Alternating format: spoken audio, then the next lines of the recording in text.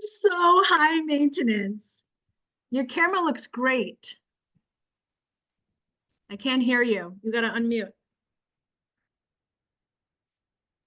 Sorry about that. I said, I can't hear you. You got to unmute. Your studio looks awesome. Can you hear me now?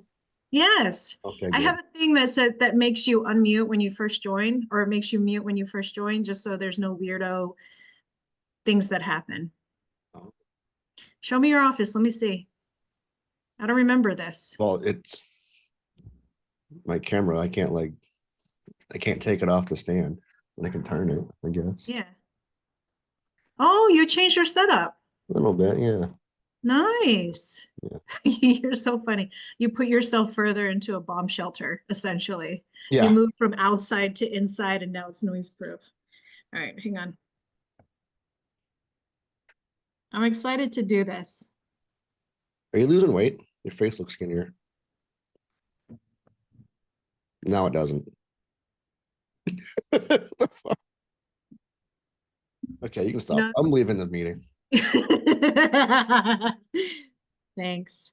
No, actually, I thought about that. I was at my mom's house, and I've been at my mom's house since I was a kid, and I was looking in the mirror, and I was like, I don't remember looking like this. And I was like, damn, I feel like I'm approaching 40, and I'm like, I think my, like, as you get older, your face loses weight, it gets thinner and more wrinkly, I guess. All right, what am I doing? Oh yeah. I'm just gonna make a Instagram thing real fast. Good job being on top of it. Shout. Also, what time do you actually go to bed at night? Around 10:30, 11. So what are you complaining for? I just wanted to give you shit. By the way, do you know who I'm talking about when I said there are people that do stolen valor? No, who? Think Biner. He wasn't ever in? Huh? He wasn't in ever? Was he a Marine? Yeah, he told people he was a Marine. And he wasn't? Of course he wasn't. The first time I introduced him to what's his name? You know me, like I introduce people all the time. Yeah. And then wait a minute. And then I introduced him to Kevin Kozak. And I was like, oh, you're a Marine? He is a Marine. And they went to Kozak was a Marine? Kozak's a Marine. I didn't know that. He's so mother effing impressive. It's not even funny. So he's a Marine, super impressive. And then, sorry, my multitasking is hideous. Link. Yeah, on the inside. And you know how they do that thing when they first meet each other where they're like, oh, where were you stationed? Or B-24-6 infantry, blah, blah, blah, right? Yeah, yeah. So Mario goes. So Kevin tells him like, oh, I'm a Marine, la, la, la. And then Mario does his thing and he goes, I'm a sniper. And it was in that moment that we knew he was not a sniper in the Marines of all places. Yeah, that's not how you start off for unit you were with. No, not even close. Hi, honey. Hi. I'm talking to my son. Where is everybody? I don't know. Late, not like you, not military.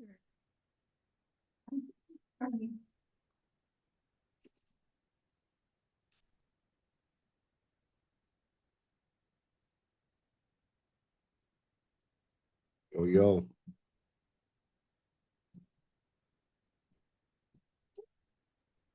How about now? Hey, Yeah, I got you. what's happening? What's up? Oh, nothing. I feel like I should go make a drink for this. I don't know. What do you think? I'm tired. I set an alarm just in case. I was like about to pass out on the couch. Oh, not a bad idea though. Yeah. Beverage. You know what? I'm gonna do that. I'll be right back. Yeah, no, man. No worries.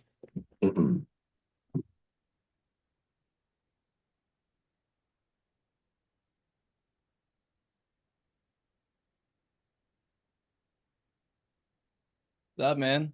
What's going on, guys? How we doing? Doing good. Zio. What up? Hi.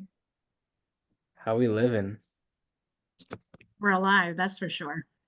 Most definitely. Yo, yeah. So it's a lot of I think you guys can see through the calendar invite who's coming tonight, but essentially it's just good quality people, minus Eisenhower. I What don't know up? how he got in. What's going How are on? you? How are you, man? Good, good. Nice. What's up with you guys? Just logging on. We're Here- we're here to- gonna we're here gonna to get chat. there, don't worry. Sweet.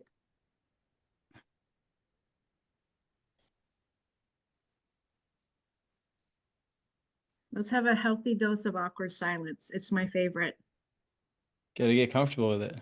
The first to talk loses. That's how we do this. I think Mo just dropped. Mo was the girl who was partners with Gershaw, by the way. Okay. I like her a lot. We need more estrogen in these groups, honestly. I think I remember her, maybe. You as a man, Zio, you have estrogen in you. You just need to tap into it more. I don't, I don't think we need to tap into it that much more. You do. Bring it out. I want to see your estrogen. It's not something I usually do. Well, you should try it on for size. You might be into it.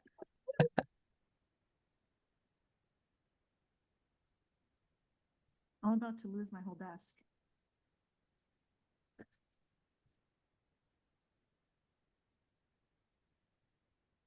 Oh my God. You all right over there? Yeah.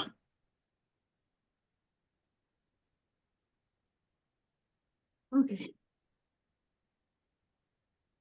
Got the beverage. We're good. Nice.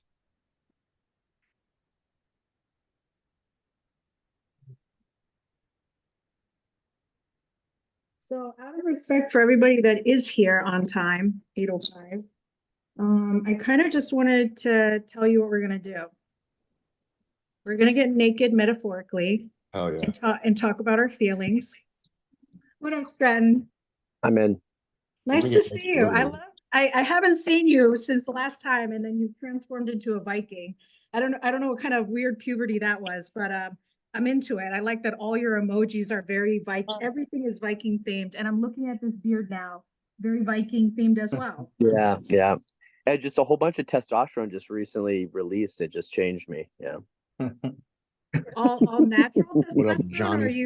are you supplementing? Oh no, this is just a part of just part of being a Stratton, I think. Yeah. I like it. You went through your Viking puberty and now you're back.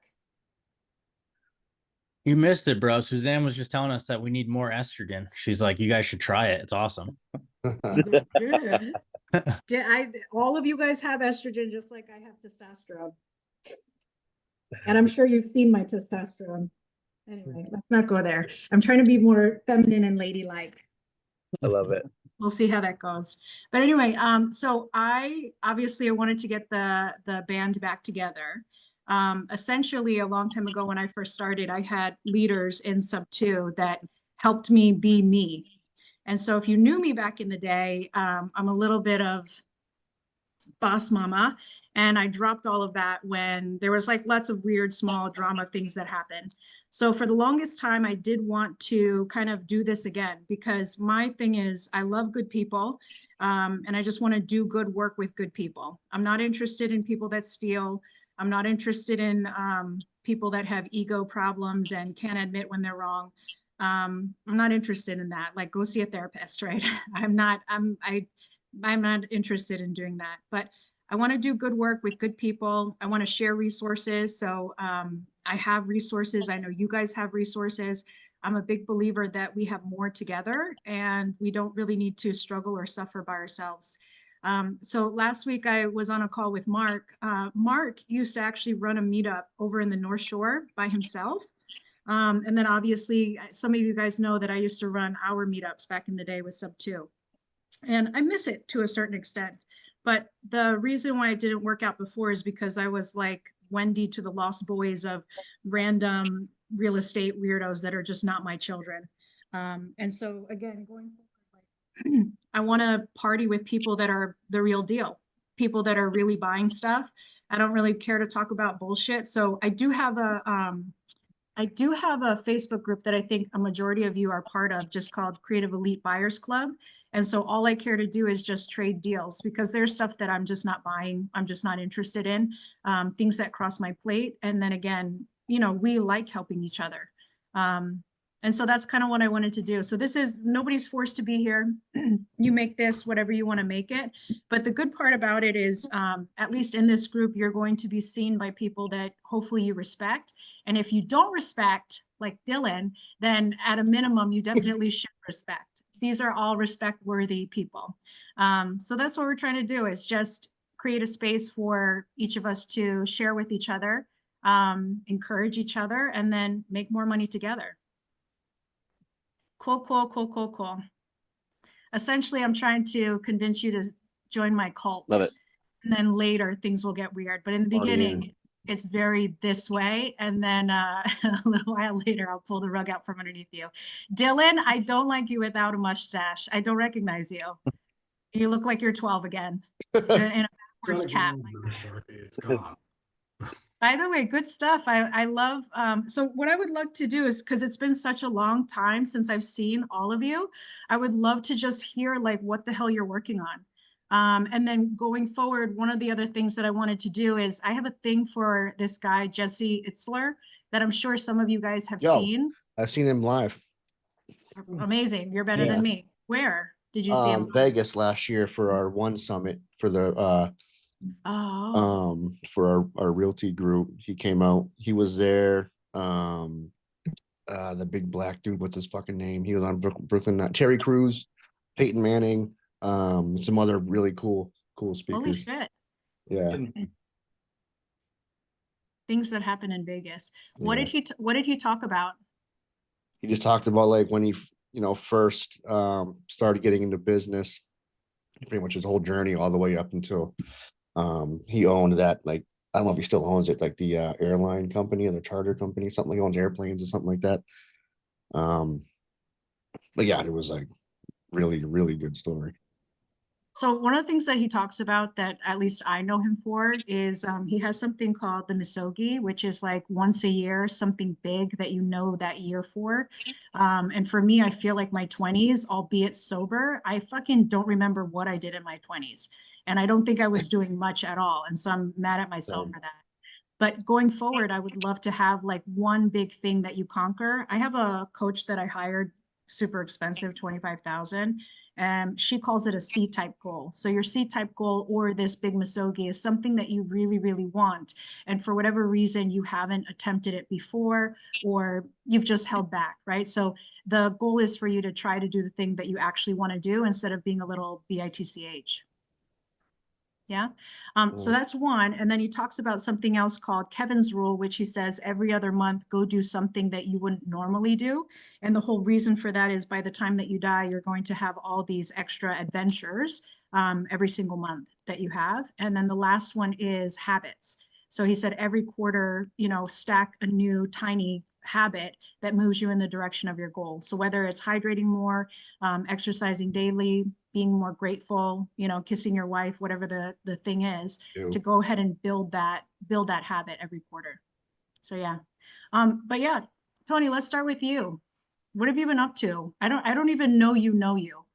I met you at a distance and I was on my way out of Sub 2, and that's why I was like, don't tie yourself to new people, just run. But yeah, so I've never really gotten a chance to meet you, but I know that you do like you're out in Worcester, you work with your wife. I think you're full-time. Yep. And then tell me more. Yeah, so fix and flips full time, Worcester County, Northeast Connecticut as well. So like Killingly, Putnam, anything north of Norwich up to Worcester, basically we buy. And then we have 13 long-term rentals that we self-manage. So those are built up of like duplexes and 3 families for the most part. a couple single families as well. And we just bought our first short-term rental in New Hampshire.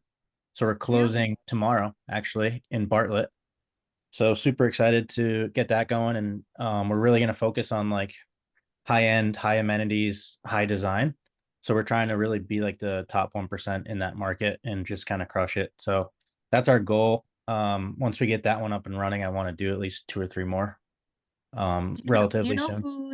Do you know who's out in Bartlett? No. Janine Whitaker. They actually bought the Bartlett Inn. So if you know anything about that, Bartlett is the one that's next to some mountain, right? It's- Like Attitash. Yeah, it's North Conway, so yeah. it's right in between like 5 mountains actually. Yep. So they bought Bartlett Inn, which was a total shithole. The guy Yep. used to sell lobster sandwiches out of his bathtub and in a house that had no running water. It was really gross. Hmm. But anyway, they took it and they revamped it. It's now called the Aurora. You can look at it on Instagram, so the Aurora, and then you'll see like one of the cool things that she did is she is a designer by trade, so each of the rooms she made individually designed, which I thought was really cool. So there's a team of them. So if you're familiar with like Nick Allerud, which I think Stratton is, because Stratton is doing another deal with them. So Stratton, Alexa Dealey, Nick Allerud, all are doing like hotel-y things up there, like maybe 20 units plus. And Bartlett Inn was one of the first ones I think that Nick Allerud did. So they finished, everything is launched. I think they had like, I don't know, like check in with them, but they're definitely there in Bartlett. They struggled a lot with getting help out there, work out there. But yeah, they finished, they went through the entire thing, and they're your neighbors out there. So I would definitely check in with Janine Whitaker when it comes to design as well as anything in Bartlett. Yeah, that's sick. So part of that too, Ashley, my wife, she went to school for design, and she like wants to really focus on interior design and stuff. So she's gonna really crush it, I think, on this one. And then we kind of want to make a business out of it as well after, like help people design do high design, high amenities on their short-term rentals. So Are you talking like staging stuff too? yeah. So do you follow any like Summer-led designs or Funkit interiors or stuff like that? They do like crazy designs on short-term rentals. You said Funkit? You mean like Funkit. I've seen stuff that's like Harry Potter themed. I don't know if that's what you're talking about. Yeah. Yeah, like that's they do themes too, but it's mainly focused on like just you're booking the Airbnb for a destination, and like more of, it's not like just a rental, it's more of like a attraction essentially. Okay. Is there a market for it, or why are you guys moving in that direction? If you guys have always done like, if you guys have, 13 doors, 13 doors or 13 properties? No, 13 doors, total of 6 properties. So how come you guys are moving in that like luxury direction? Mainly for the cash flow. We have some capital we're looking to deploy, and then like I said, I think we really want to try to execute on it and then prove to people that we can do it, and then almost build a business model around that after we do it. So that's the plan anyway. Yeah. Are you familiar with Stratton? Yeah. Oh yeah. Stratton, Yeah. my boy. Mayor of New Hampshire. I mean, if you like what you're doing out in New Hampshire, he has more shit, and he has creative shit too. Oh yeah. Yeah, no, we talk on the regular. He was just texting me the other day. Okay. There's also, I don't know if you guys remember Joe Doherty. His wife owns a staging company. She was going to do the staging on Enfield back in the day, but she just, so I don't know. I would actually reach out to him. He's very sweet. Stoneham, Massachusetts is where he's at. He is sub 2. Yeah. Very, very nice guy. I think he's in the old directory if you want to check him out, but reach out and then connect. I would connect wives between that point. So between Ashley and then check in with Janine Whitaker, because her background is design, and then Joe Doherty's wife. Janine Whitaker, you said? Janine Whitaker. Yep. Yeah, she's good peeps. Mm-hmm. Yeah. And other than that, Ashley and I are regional leaders for sub 2. Justin Tumanowski stepped down this year, and we kind of filled that spot. So me, Ashley, and Ari are the regional leaders now for sub 2 for New England. So it's been pretty interesting, pretty fun. Good. Yeah. What's the goal for you as a regional leader? Honestly, just to help newbies kind of get going. Like it is a passion of mine to help people. So Mhm. I think we have a lot to offer, and it's more of, obviously it's not a paid thing, as you know. So it's more of just like a side thing. And if we can help some people along the way, I feel like that's a win for everybody. If you check in with Mark, so Mark ended up leaving a company after 5 years being the acquisitions person, and he's on his own now with his own company called Local Home Offers. He's doing the same thing, but for Massachusetts specifically. So like Eastern Massachusetts. So I don't know what territory you guys are taking over, but if you're like North Shore, Southern New Hampshire, he's great for that kind of thing. So that's usually what I used to do back in the day, is find people who kind of really were angled in that way, who could take on the newbies, because newbie questions can be a little bit redundant and kind of hold you back. But for somebody who wants to make that kind of like their lead channel, partnering and JVing with fresh little babies, then that's a good person to have as someone that you hot potato things over to. Okay, sweet. Yeah. Cool. Let me know if you have any questions. I'll tell you all the things not to do, or what I would not do. But yeah, Definitely. Stratton, let me know Yo, what you got going on. I want to know all about your transition from man to Viking.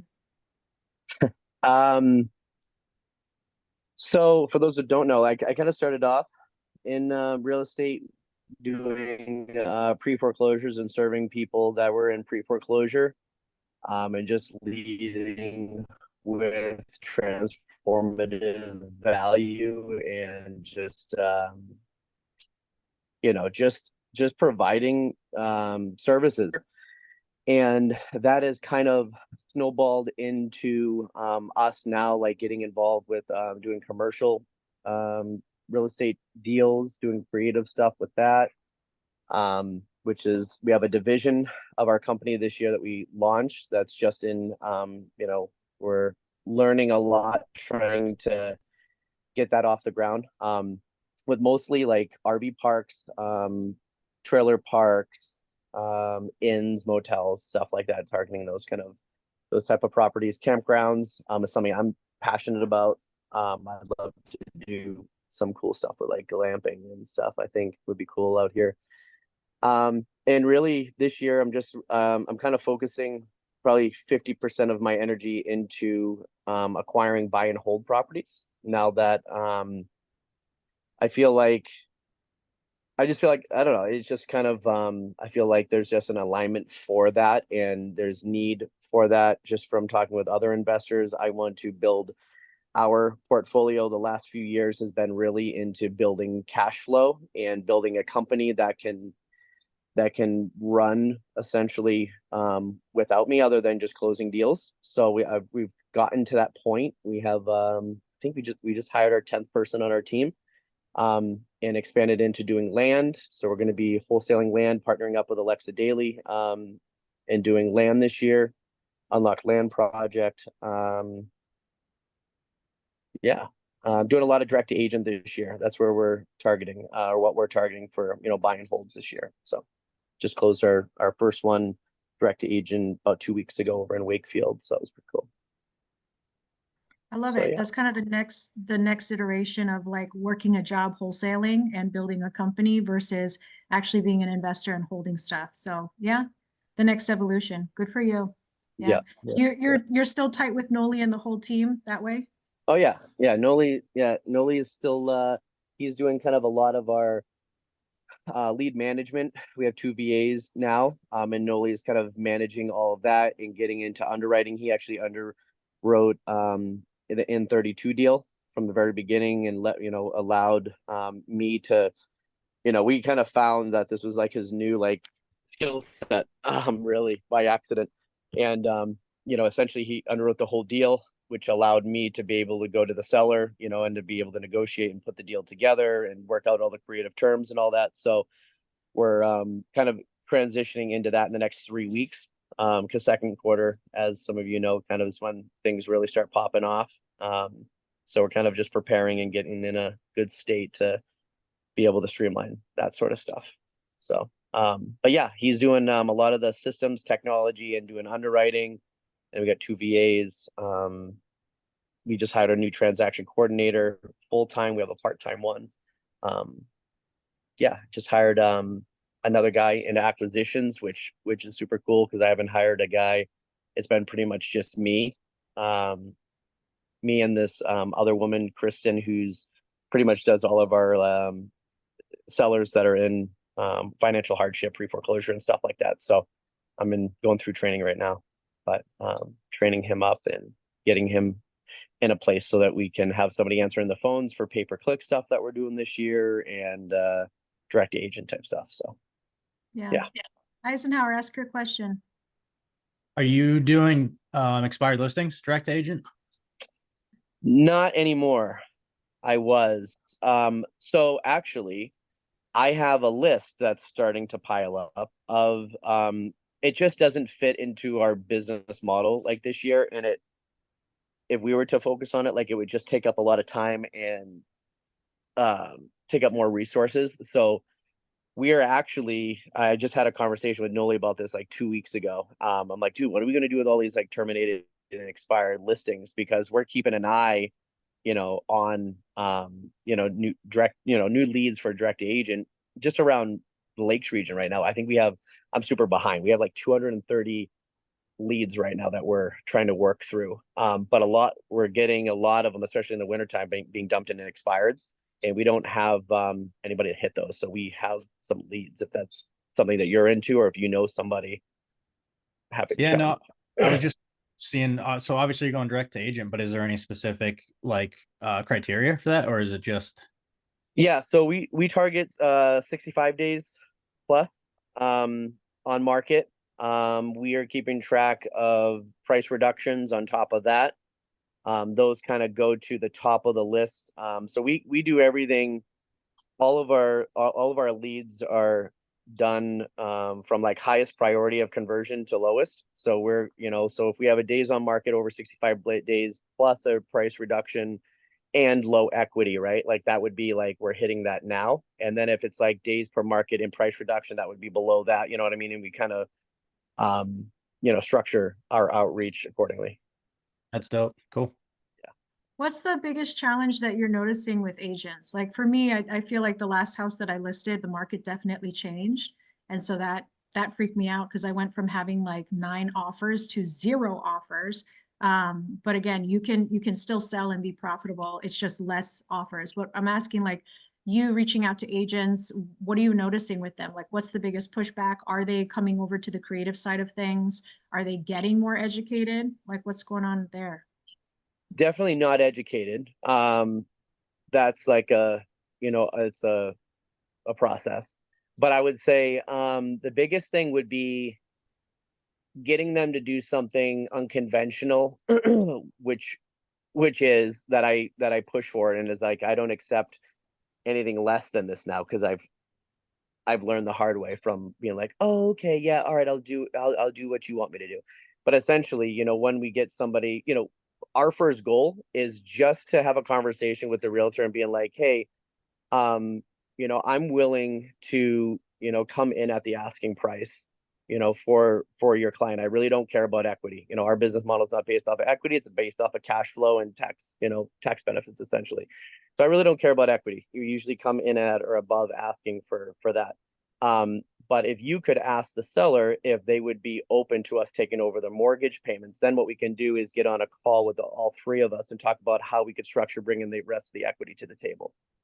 And I get some pushback, and I do it in steps because what I used to do was I used to bring too much to the table at once, too much of the shit, right? To the table at once. And then it's overwhelming and it's this and that. So I basically, first step is to just have them go and have a conversation with the seller. I have somebody, and then I kind of, what I say is, so all you have to do is essentially just talk to the seller. Like I literally tell them what to do. Go there, say, hey, they're willing to take over your mortgage payments and bring the rest of the equity to the table. Is that something that you would be open to? You know what I mean? And then trying to have them go do that. Where I get pushback is I probably get that done probably 60% of the time. And the pushback probably comes, somebody's like, well, can you just send an offer? Can you just send them the terms that you're wanting to send? And then once you get into sending the terms, what I find is that you can lose out on a lot of opportunity once you throw numbers down on the table too early. because there's so many, what I explain is I'm like, there's like 100 ways to like skin a cat on this, and there's, every deal that I've done creatively has not been like the other deal, so it's really important for us all to get on a three-way call or on a Zoom together so we can figure out what's going to be in your client's best interest, because that's their fiduciary duty, so I always try to bring that to the conversation too, to try to get them to just talk to the client. So you have like three agents, right? Like Mark, Keza, and Zio, right? And I know that dismissive thing where they're like, just send an offer, because they're like, I fucking don't trust you. Like, give me something legit, kind of like, let me hang up this phone because I don't want to party with you right now. What if you were to send them a letterhead that said essentially what you're saying, which is, I can come in at or above asking for your client. I can do that. I can make sure that your commission is paid at closing. But to do this, we're looking to, make the mortgage payments, or we're looking for cash flow, and would love to get on a call to figure out how to make this work exactly. If you were to say something like that on a letterhead, you could get Yeah. off, you know what I mean? Because it's Yeah, written it's a good versus point. verbal. Yeah, it's a good point. Yeah. Zio, Corey, It Mark, could only help. how would you respond if you got a letter like that as an agent? Well, knowing what I know now, I would entertain it. Yeah. Zio? Yeah, same. I could see why other agents might be, you know, a little nervous to entertain it, but I mean, I've seen it. We've done it plenty of times throughout the people in here, and so I would obviously be open to hearing about it because I know it's a possible thing, and it might be the best situation for a certain seller. I mean, his listings are 65 days plus. So 65 days plus with no fucking offer signed is bad news bears. You know what I mean? Yeah. So at that point, and then you have what, your fiduciary responsibility, where you have to submit every offer. Once it's a written Mhm. offer, like, girl, you're in trouble. At least the littlest thing you need to do is just forward the email over, or forward the Mhm. attachment over. Yeah. Mark, I don't know if you have any opinions, you as an agent as well. Well, I think it's hard to ask us about it, right? I think we're all in sub two, so we kind of get it and understand it. But like for a lot of agents who aren't or haven't seen a transaction like that, I mean, It's I don't hard to know. say what they would do. Yeah. Yeah, But I would say you have to say enough on the letterhead to get the Mhm. juices flowing, you know what I mean? But not enough to disqualify yourself and for them to have a reason to say no to you. Plus, again, once it's on paper, that you have a paper trail at that point, and if they're not presenting an offer that's on fucking, even it's an attachment, letterhead, whatever, but it's still more robust than just a verbal offer or a text message, you know what I mean? So I would love to see you put more things on paper, even if it is, hey, we'd like to do what's in your client's best interest. I can come in at or above asking. The only thing that my company is looking for is tax depreciation, which we will get once we own the property, but cash flow. And to figure out cash flow, it's something we need to talk to your client about. And then I don't know if that's enough or if an agent would need more than that. But again, once you have something on paper, it's a record in which you have to say that shit needs to be presented. Did you present it to your seller? E- Even just an email too. Another thing that opens up risk for the agent is that we have to provide a duty of reasonable care. Um, so if an investor came and said, "Hey, this is the offer, these are the terms, talk to your seller," and they don't, right? And then they close on that deal. And then later on, that seller finds out that that investor made this offer and they said, "Whoa, whoa, I would have done that." You can get sued as an agent. If it's an So, email, obviously have a sexy signature, right? Because your mhm, signature technically is your letterhead if you don't want to do the attachment thing. And then I also would do the same thing where if there's no response from the seller, I would forward my email, it's time stamped or whatever, and just be like, hey, I put this in front of mhm. your agent. I didn't hear anything back. Did you see my offer? Did it go to spam? I'm not sure what's going on. If you don't want me like, cool, cool, cool, I just want to make sure you saw it. even better than that, you could just mention that like you might go to their broker. Nobody wants to be like that, but Yeah, if you seriously have an that'll agent work. who's not willing to even run an idea by, like, I don't know, maybe it's because I'm used to making offers like where I need to be, that I'm not afraid to present any offer. But like I'm not inside my client's head. I know the gist of what's trying to get done by the time that I'm taking a listing. So I think for me at least, I always present even if it's just an idea, just to get, the juices flowing. But not every agent's like that, unfortunately. So yeah, maybe going around him to the broker is like a good way to get him to at least respond or get some feedback. Mm. No, they will. Yeah. The other thing I would love to see you do, Stratton, if you're really like DTA heavy, and then you have Keza on your side up there as well. Jeremy Davis, are you friends with him? Sounds familiar. He built Yeah. Sub2 Discord back in its heyday. So he was like the original integrator. He can be a little bit off-putting if you're not his style of person, but I think he's hysterical. He actually went through, I want to say Utah, and he now provides continuing education specifically for agents in regards to creative everything. So he built out a course and then got it certified, accredited, whatever by NAR. And now he fucking goes around and teaches no it shit. legitimately. Yeah, that shit is like That's big cool. testicle shit. It's nice. But I would, if you're not in touch with him, I would definitely put you in touch with him because I would love to see somebody do that here. Yeah. I mean, people I are am- talking about it nowadays. I see it in a lot of PowerPoints, creative, but like, unless it's being taught in a continuing education format, then brokers are really not going to bring it to the table for their agents. It's just one more thing that they have to babysit. And I think, not to say they're being lazy, but they got a bunch of other stuff they got to take care of first. But that is really sexy shit. So I'm not giving you something to do this year, but if you were to do that, I would be highly impressed. That would be cool. Yeah, definitely. Yeah. Thank you. Yeah, I can put you in touch with him and help it or ask him how exactly he got that done. That'd be awesome. On top of you having 5 kids now, you need something else. Almost Something 5 else years. on your plate. Listen, that's the kid has been conceived. It's a person in the making. Yeah. I don't know what you're Yes. thinking. Yeah, it's true. Anyway, congratulations. It's just not 5 kids needing my attention anyways right now. That's good. I mean, Good. I like how that you built your company. You built it the way that you built it to spend more time with your kids anyway. So good for you. You're living my dream. You're like half Mormon at this point between your beard and number of children, mouths to feed. Yeah. All right. Celeste, can we move to you? What are you up to?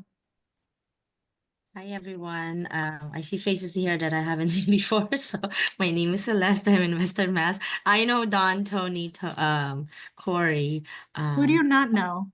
Mark, Zyle. I don't know if I've seen you before.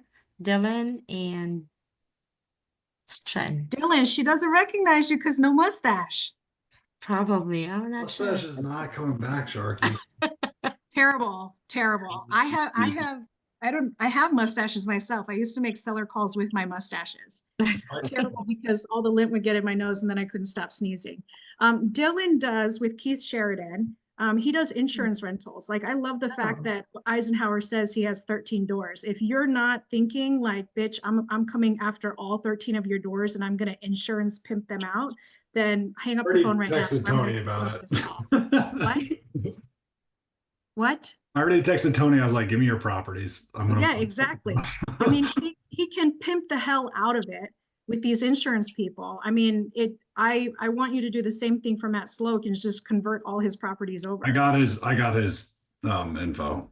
I had to hunt him, by the way, Sharky. Listen, you just asked me. I will give you his social security number. That man is stubborn as all hell. He's like an 80-year-old man self-managing his properties. Also the nicest guy, one of the nicest guys.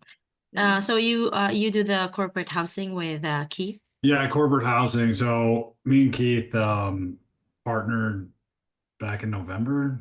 Mhm. So I quit my job and kind of went all in on insurance. And our insurance is like one part. That's not even really our main focus. Our main focus is government contracts for housing.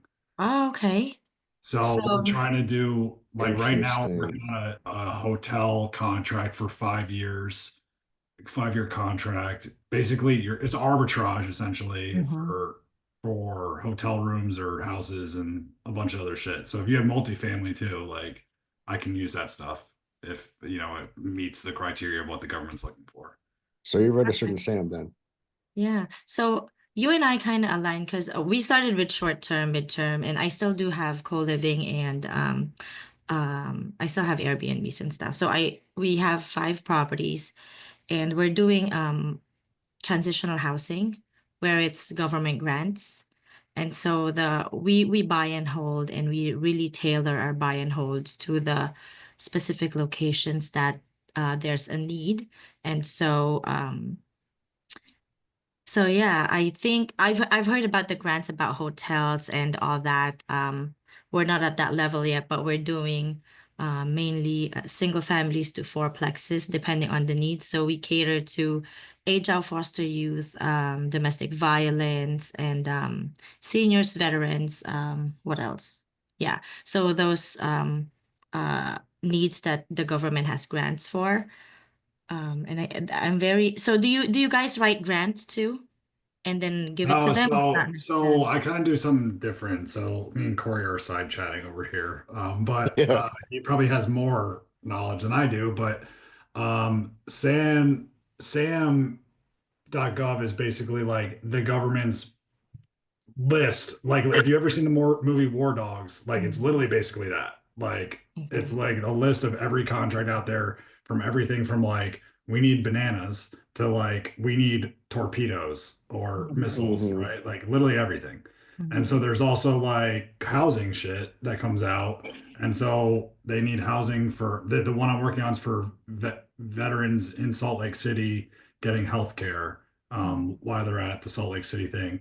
But there's other stuff, for instance, in our backyard, like collectively in Groton, where I live, basically, they need 400 units for a year in the next starting July for a year. And they'll pay basically like what's called GSA rate times 30 days times however many bedrooms you have. I could talk about it forever, so I'll leave it at that. There's a lot to it, but I Is got it that pulled up is right that now for hotels. yeah. If is you that wanted to, electric boat?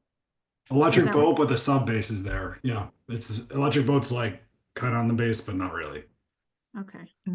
Yeah, so what we do is we find a property, we go to the city and tell them we have this property. If you have a need for it, then we feel that need. So I partner with a few nonprofits.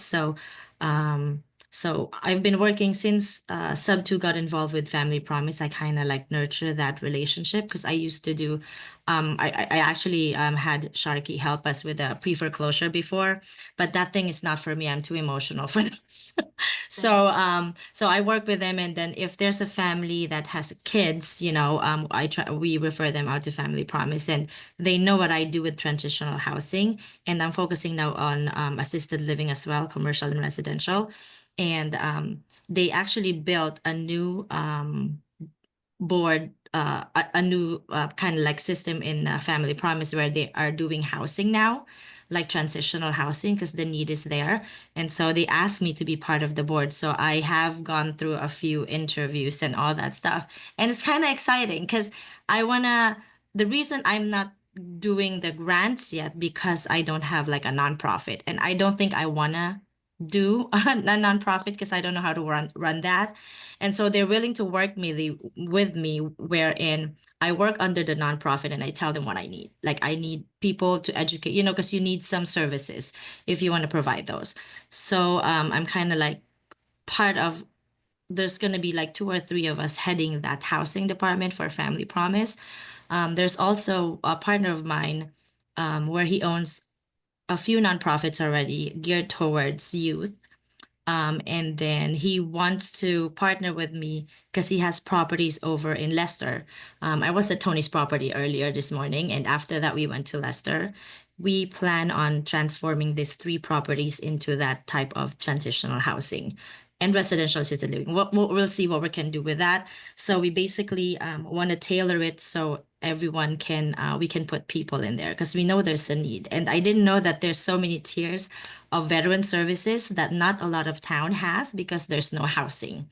And so Leicester is one of the parts in Massachusetts there's a demand, but there's no one wants to serve the veterans in there. So we want to kind of like do that there and provide housing for the veterans. So that's what I've been doing. And also residential assisted living. We buy properties and turn them into assisted living, a kind of independent private pay assisted living. Yeah, so that's where I'm at right now. And then you have a podcast or Oh, some yeah. sort of interview. So talk to me about that. What's that about? Yeah, I've so that podcast, because I have to do the uncomfortable. So everything I'm doing, it's very uncomfortable for me. But I gotta do it, right? So I've been doing podcasts, just, mainly focused on real estate and assisted living, and obviously capital raising, because that's something that I want to be really good at, because I always need money. And so I interview people, ask them about their journey, and you know it's actually I learn a lot from them. So it's basically just getting the information for them and giving them a value if they can see value in what I do. So it's interesting. Sharky was my first guest in there. But yeah, I just want to make it as light as possible and that someone can understand. So I don't have any background in real estate, and so it has to be taught to me in a way that like layman's term, because it's hard for me to understand all these terms. So that's kind of like what the podcast is, just learning about real estate, how you start, even if you don't have any background on it, and how you can progress towards that. And essentially, being in real estate, obviously the first thing you want to do is you want to have cash flow, right? But at the end of the day, you kind of want to find your purpose. So I'm right at the cusp there. So I want more cash flow, obviously, but I want to bring service too. So that's what I'm focusing right now. Celeste, can I ask you honestly, with the work that you're doing with transitional housing, what do the profit margins look like? Are they similar to long-term rentals, midterm rentals, short-term rentals, or are you taking a pay cut essentially for emotional income instead? So the properties that I own, since I don't operate it, my margin of cash flow is between the ones that I own is 3,000. So that's the cash flow that I have from them, $3,000, because I own the property. So they take care of everything, utilities, maintenance. All I need to do basically is the yearly maintenance of my of my systems of the house. If I don't own the property, it depends how much the room is being rented. So we evaluate that, see what the program has. Depending on the location, Boston, the margin, like let's say the services for veterans in Roslindale, the property that we have, they pay 3,200, 3,500 per person per room. That's with a few services. But in Leicester, they pay 1,200. So, and that's with the services. And so you kind of have to weigh, um, those stuff. But if I don't own it, I get like maybe 10%. I don't really get a lot, but obviously I want to provide housing, so I get 10%. I don't really do much. I do property management, but basically zero property management because the organization does that already, and I don't really hear from them once it's once it's rented, because they basically take care of everything. But it's not as much if I don't own the property. But still, I provide housing and I provide health. I love that. Are you know Ed Jones, right? Yes, realtor. Yeah. No. Ed Oh. Jones owns a software company. He's out of Middleborough / Taunton. I think they're next to each other. And he's amazing. You actually met him because he came to Conscious Business League.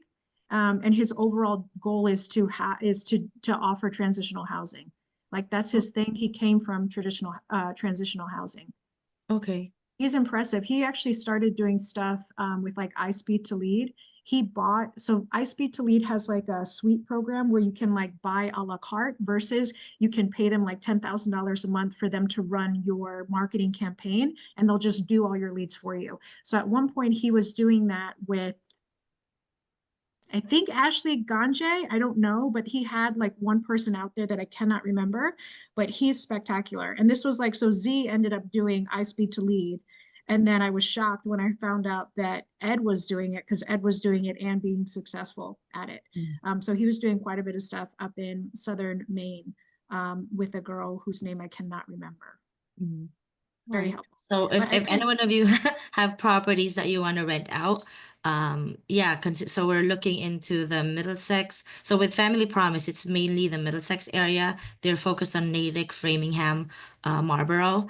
With the transitional housing, the big towns, Suffolk, Worcester County, and Middlesex. So yeah, and actually we're branching out to Connecticut as well. That's why we went to the Putnam property. So yeah. I love it. I'll put you in touch with Ed just if there's Yes. any collaboration there. And then Stratton also reached out because a lot of the work that he does is he follows through with rehoming people that are no longer able to sustain their current housing, which is why they get into like foreclosures and whatnot. And so Yeah. he's very good about, so his company is called Unlocked Home Project. And then the other part was what was something Project Relief? Project Relief, yeah, we've since Yeah. merged the two companies, but we're essentially providing the same services. Oh, also with Family Promise, if you're doing pre-foreclosure, foreclosure, or if you know of any family that is going to be homeless and they have kids in the family, Family Promise can help them. Like give like temporary housing for a few months or so. Is this for How- New Hampshire as well? I think Family Promise does it all over, but I'm pretty sure Massachusetts does. I'm actually going to connect with the Connecticut one because I have a few that I want to connect with them. But yeah, I think they do all states. Yeah, it looks I like need they have Hampshire. one. Southern New Hampshire, I think, has a Family Promise I'm seeing. Yeah. Oh, okay. Celeste, are you buying more for yourself as well, or you're just more looking for properties to rent, or what does that look like? Because We're buy and holders, so we're looking for properties to buy and hold and geared towards transitional and assisted living. So we are looking for 1,800. So the bigger the house, the better. Obviously, single floors are better because we want to convert it in a assisted living facility where it's like 10 below or 20 if it's like huge, like plexes, duplexes. So we're trying to get this one in Leominster where it's a duplex up and down and they can work independently. One transitional at the bottom and then assisted living on top. But you don't want to commingle those. So if it's going to be transitional with a senior living, it has to be like all women or something like that. So there's no yeah, yeah. that's fair. Yeah. Okay, no, I just want to keep you in mind, like as a buyer, maybe run like some reverse wholesale stuff by you. Okay. Like if it's something that I otherwise, might not be able to make sense. Okay. Yeah. About, but Yeah, I'll be putting out my buy box soon. So yeah. perfect. Thank you. Of Yeah, course. appreciate it. Mark, what do you got going on? Oh, just trying to build a wholesale company. Yeah, I've been into it for, I don't know, 2 months, about 2 months now. Started second week of January, so that's been good. Just been making calls and trying to get some deals done. So that's exciting. It's been going well, surprisingly actually well. Yeah, I'm under contract on 3 properties at the moment, 2 of which are assigned. The third one I'll probably be sharing with New Western. It's a vacant lot of land in Rockport. It's a tough lot, but I'll probably send that to New Western like come Monday if I don't have any feedback from the feelers I'm putting out there right now. So just a one-man show. No, I'm literally just calling probates, pre-foreclosures, driving for dollars, tax liens. And yeah, it's going well. So he won't tell you, but he used to work for White Acres, which was a very sexy wholesale company. Self-made. I don't remember when they started, but it was like an Algerian or Albanian brother company that did it. Their wholesale fees on average were $70,000 per deal. Super sexy. And then Mark is one of like 3 acquisitions people that they had. These people send out mailers like on a pallet, like 25,000 to 50,000 a month. And then Mark was going out to all these seller appointments. So when it comes to acquisitions and closing deals, fucking pimp this one over here. And then on top of it, he's really good with his systems. Like he's talking about things that I haven't heard of. And also I'm a terrible integrator person, but like X, I think it was X or Prop Street, you know, all those names of all those things, very, very fluent in those systems. So very impressive. Mark, what would you say that you Appreciate it. need going forward? What would be helpful for you? What would be helpful? Yeah. Um, I'm looking for like newer wholesalers to help. I think like that would be ideal. Like people who are already kind of generating leads, but like don't know what to do if they think they might have one. Because like calling and stuff is fine, but until everyone says no and hangs up on you, and it's like, I'm interested in an offer, then they just kind of freeze. So yeah, so I would like to, if I could help like 5 or 10 like newer wholesalers kind of get their first deal this year, like understand the acquisition process, get them a little bit better, kind of have them on the phone with me, listening to me. They can come to appointments and stuff. That would be great. At the same token, like if they want to, I'd probably have some lists and stuff I could have them call. Um, so I'd be open to that. That's probably like the main thing. I gotta get some deal closed and get some money in, and I can kind of reinvest, right? So that's where I'm at. I'm just putting my head down and building right now. So Stratton, exciting. he's a closer and he just relocated to Southern New Hampshire. Oh, no shit. So if you got Yeah. stuff in Southern New Hampshire and he drives probably too much. But like he'll drive Yeah. out to wherever you want to go see something. And I'm telling you, in front of people, he can get it done. Yeah, it could be Yeah. boots on the ground or like whatever capacity you would need. I'm in Seabrook, New Hampshire, so Okay. Yeah. I'm calling on anything. I was in Lakes region actually the other day last week looking at some stuff. I actually have a potential development deal up there that I need to, well, one, I need to confirm my commission with the seller, and then once I do that, I need to start looking into some developers.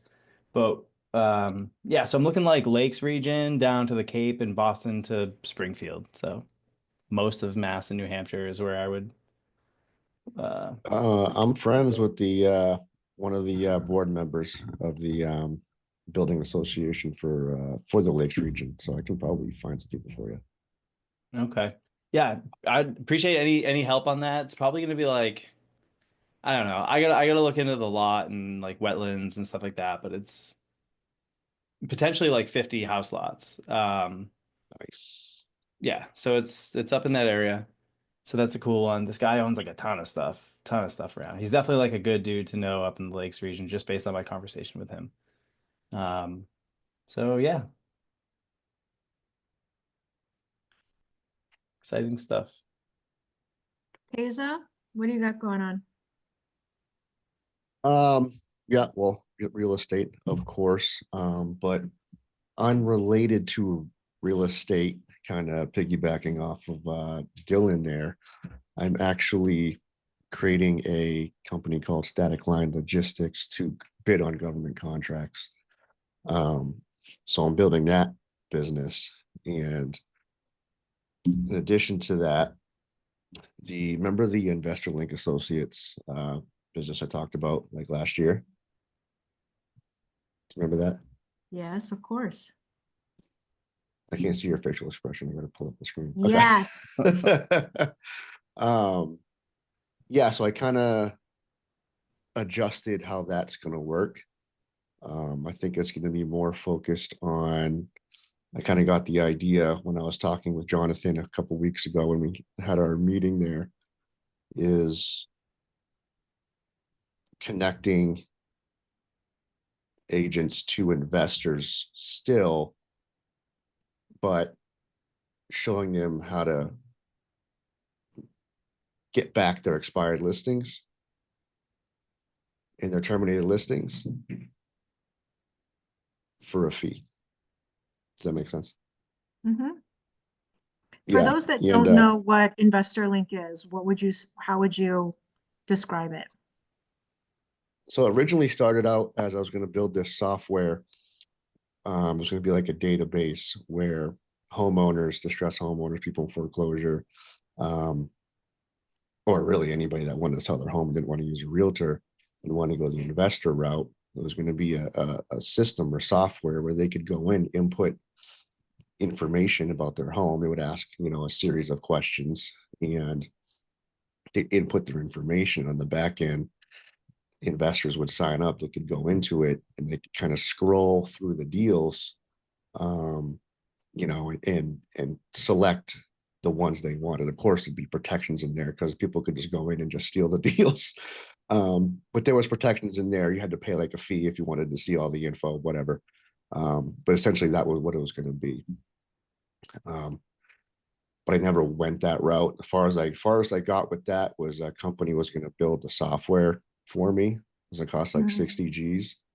And I was like, yeah, I don't know. And I kind of just let it fall off the, just kind of put it on the back burner. But now I'm revisiting that, and yeah, I'll see where that goes. I got a few different hats, a few different irons in the fire, if you will. Now, and me and Amy are officially a team now. That and I hired a transaction coordinator. I've had them for a little bit, and I'm looking to hire another assistant if possible. Where'd you get the transaction coordinator from? It was a company recommended by my broker. So it has nothing to do with like sub 2 stuff? No, she does all my admin shit for my real estate stuff. Nice. Yeah. Neat. So InvestorLink is essentially off-market Zillow. Yay or nay? No? Did I get it? I missed it. Off-market Zillow. Yeah, so it's like Zillow or like on-market, like MLS on-market stuff. You're just all the off-market stuff. Right. Yeah. Yeah. But then But there's they're not going a to go in. lens They're not going to of- go in there and search. They can't search for expired and terminated properties.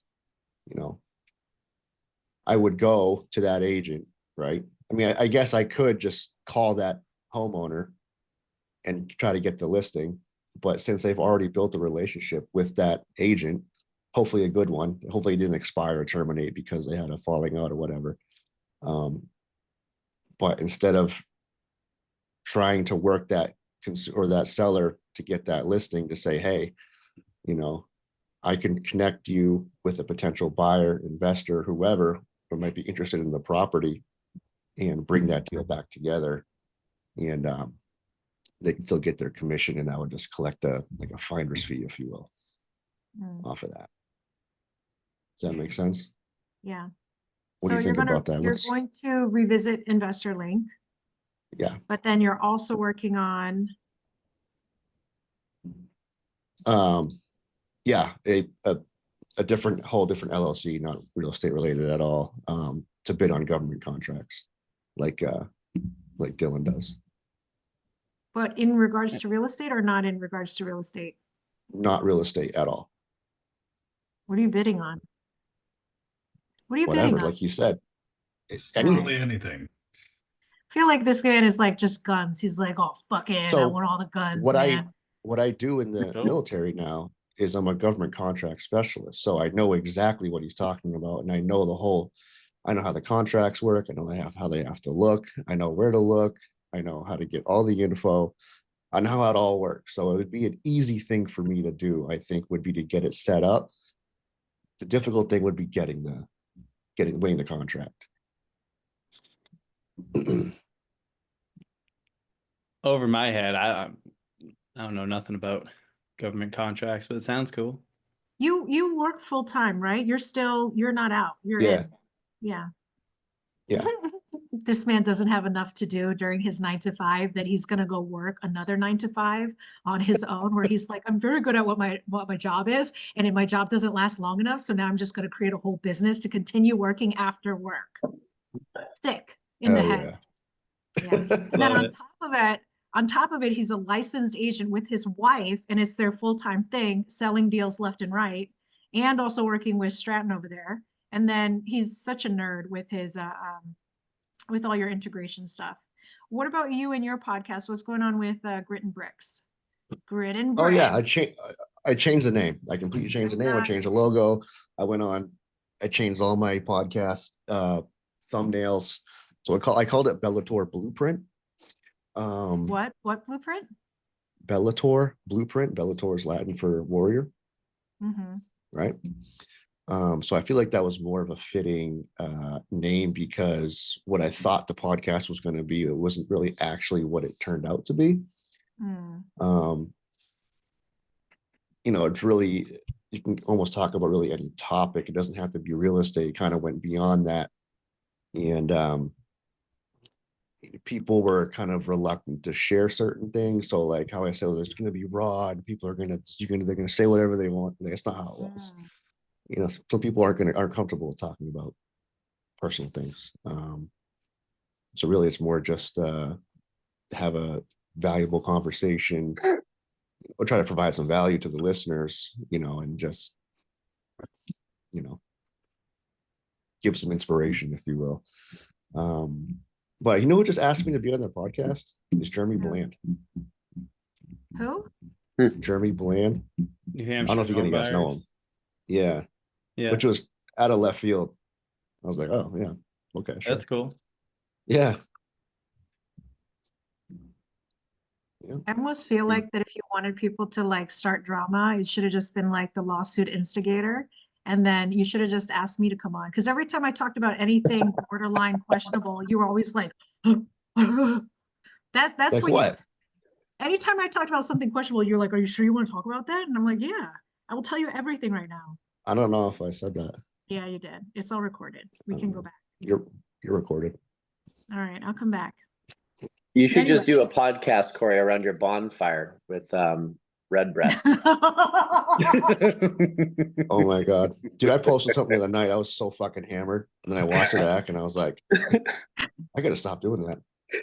Did you leave that posted? I got a call. I don't even remember who I got a call from, but I got a call from somebody who was like, is he okay? And I was like, yeah, he's fine. He's just Corey. Who called you? I can't remember. It's been such a long time, but I remember like, they're like, did you see what he posted? And I was like, no. And they're like, he's around his Oh campfire. no. And I'm I'm talking concerned. about like, That I'm was talking about like awesome. 2 weeks ago. I posted another one. Not like that, not that bad. Yeah. But I was talking about friendship, and it was just fucking wild. Of course, I What was was it? walking What around was it in outside. relation to? I don't know where I got the idea from, but I was just like the best friends thing. Anybody else in the military? Dylan is military, right? You're currently military? Lee or you- is. He's out though. I just got out. Well, I'm in the reserves until May, end of May, Navy Reserves. Okay. But I don't know if that's actually true, because I submitted my resignation, and I don't know if you've ever dealt with the reserves. The Navy Reserves No. is shit, dog shit. So my paperwork has been at like the initial routing chain since November. So Oh, really? I stopped showing up though, so it doesn't matter to me anymore. Like You might be AWOL, dude. no, well, it's the reserve, so like I just don't get paid. Like I just don't reap any of the benefits They of just allow you not to show up. That's wild. Isn't the reserves the one where you guys like go, I call it camping. You guys go camping for like one weekend out of the year where you're like, you can't use your cell phones. Is that? Well, I don't know I about went I went, it's 2 weeks in the summer basically, but I went to Korea last, yeah. and then it's like Oh, 1 shit. week a month. Yeah. Nice. Neat. But yeah, anyway, I was just talking about friendship, and specifically when people say best friends, like, oh, that's my best friend. Yeah, but would you like die for him? And I got into like the whole military thing and the being in Afghanistan and combat. Like I fucking actually would have died. Like, would you fucking die for? Yeah, it was so I'm sad stupid. I missed But it now. oh yeah, I left it up for a few days, and then I went back and I was like, oh my God, dude, I gotta stop drinking and posting fucking Instagram videos. Were you around the bonfire, Corey? Yeah, I was walking around my fire outside, just fucking Dude, it's something about your drinking the whiskey. bonfire. Yeah, it's something about your bonfire. I haven't drank whiskey since the last time I went to your bonfire at your house. Corey, what's in your cup right now? Whiskey. I think it should be called like, I don't know. I'll What's think that? about it. Who's out there? Silly. The I bonfire. thought Anyway. someone said my name. Yeah. The fire just No, like this lit is up. I got a candle going. There's a fire in there. Yeah, anyway. Yeah. That's what I Anyway. got going on, Sharky. Government contracts, investor link, Yes. podcast, and Mhm. team with your wife. Yes, and building processes with that. I'm just like, I have so much shit going on right now. I'm just overwhelmed. I gotta just focus on like one or two things and just do that really well. What's the number one thing you should be focused on? Oh, and sorry, one more thing is my biggest goal this year, not again, not real estate related. Well, I guess kind of is military is going to pay for law school. So I really want to do get my law degree and be I a love real estate that. attorney. I love that. Nice. Yeah, which and I don't have to do what's called an active duty service obligation. So I don't have to re-enlist in order for them to pay for it. They just pay for it. And I can get out and they'll still pay for it. So the hardest thing for me has been I tried like to start studying for the LSAT and I am just clueless. I don't know how to start studying for something like that. I feel like I have to like find people to study with or who have done it. You can Or hire like, people to be your tutor for that stuff. Like, yeah, dude, it's like, essentially, I did it for the GMAT to go to business oh, school. you did? Yeah, and then I decided I didn't want to fucking do business school. So, You're Yeah, at the school of hard knocks. That's why yeah. it's But called reality. yeah, Corey, hit me up if you have questions on benefits. I've gone through everything in the VA process now. It's terrible. But if you need help with any of that shit, just let me know. In regard to the LSATs? Well, no, I'm saying like the benefits, like I don't know, you're still in, you're still active, I'm right? still in. Yeah. Yeah, well, not active, but I'm guard. But even if you got Well, out, I'm assuming you transferred your yeah. GI Bill to your kids, but like even if you got out, you could do what's called VRNE, which is used to be called Voc Rehab, and get paid Oh, yeah, yeah. still, like even if you got out. But if you have any questions on that, just let me know. I got you, dog. Yeah, I probably will link up with you at another later date for sure. Dylan, I love how you're offering advice, but you also just said like 20 minutes earlier that you're like stuck in processing and you just don't show up and don't get paid your benefits. What are you talking Right? about? You just said you're like, I'm in the reserves, but also they're not processing my file, so I just don't show up.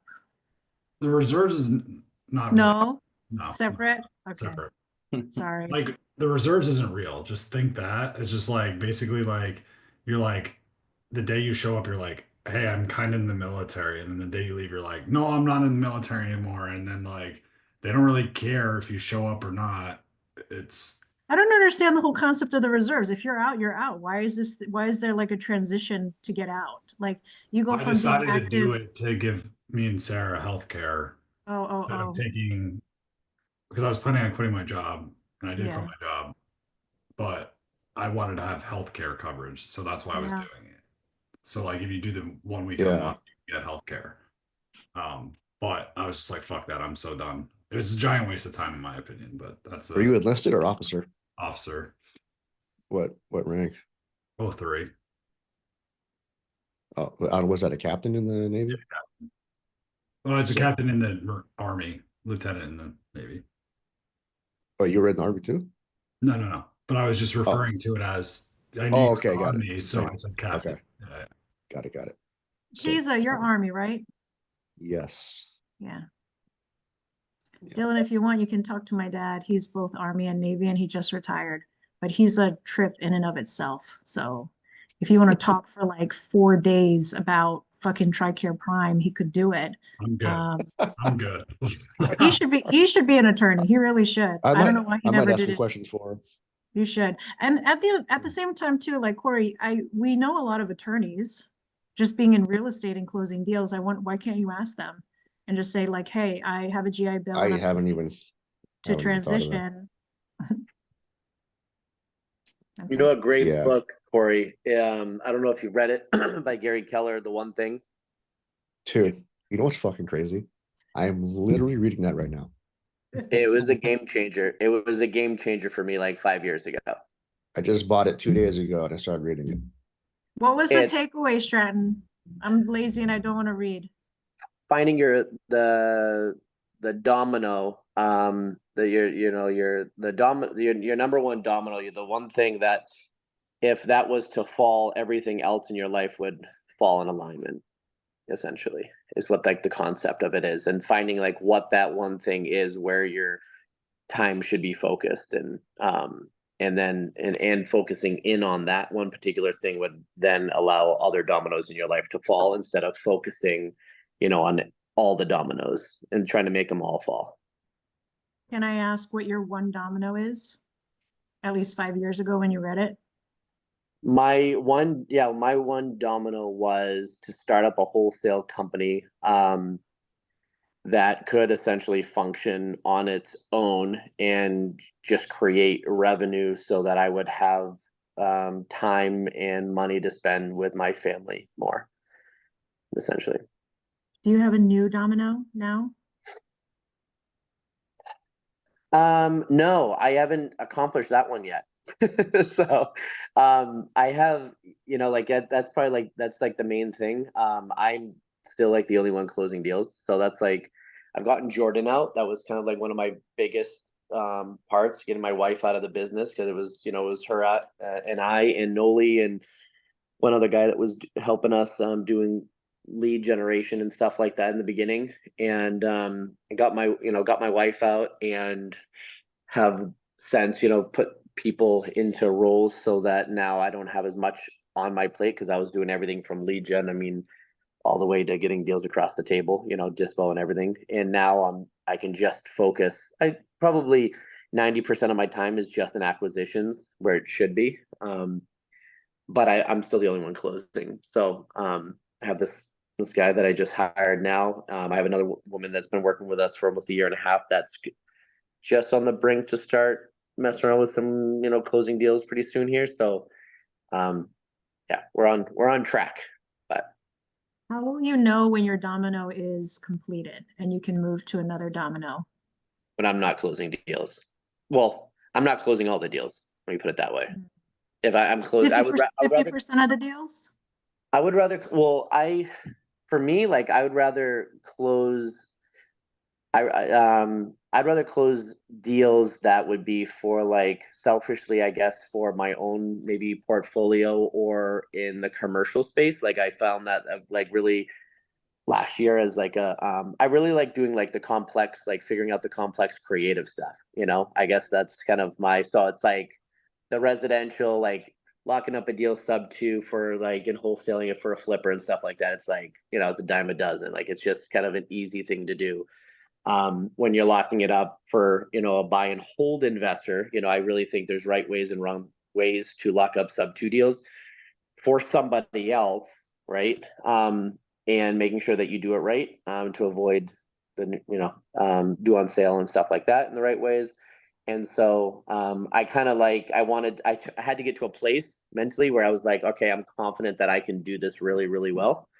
And then once I got there, I'm like, okay, I can streamline the buy and hold side of things now, and now it's like, getting into the commercial side of things and being able to take down, commercial deals is kind of what my new fire is, if you will.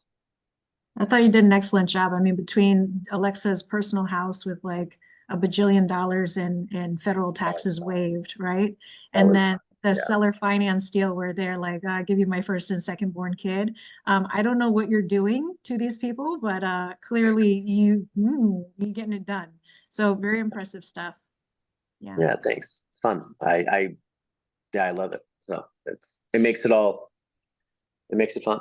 And I think that's what it comes down to, You're very good at what you do. For those that don't know, he has a background in psychology. Definitely. And then before then, he was door knocking for solar. I used to do solar myself for Tesla, so I know what it's like to be in front of to be in front of a seller, especially with their personal house, which is such an emotional thing. So to have that kind of closing experience, I think you and definitely Mark on the acquisition side of stuff, really impressive skill in that regard. Yeah, I love it. Run that back about how much in federal tax liens were we talking? Bajillion. It was almost 4 million in IRS liens that were on there. And we had the IRS accept a sub two purchase and sale. Okay.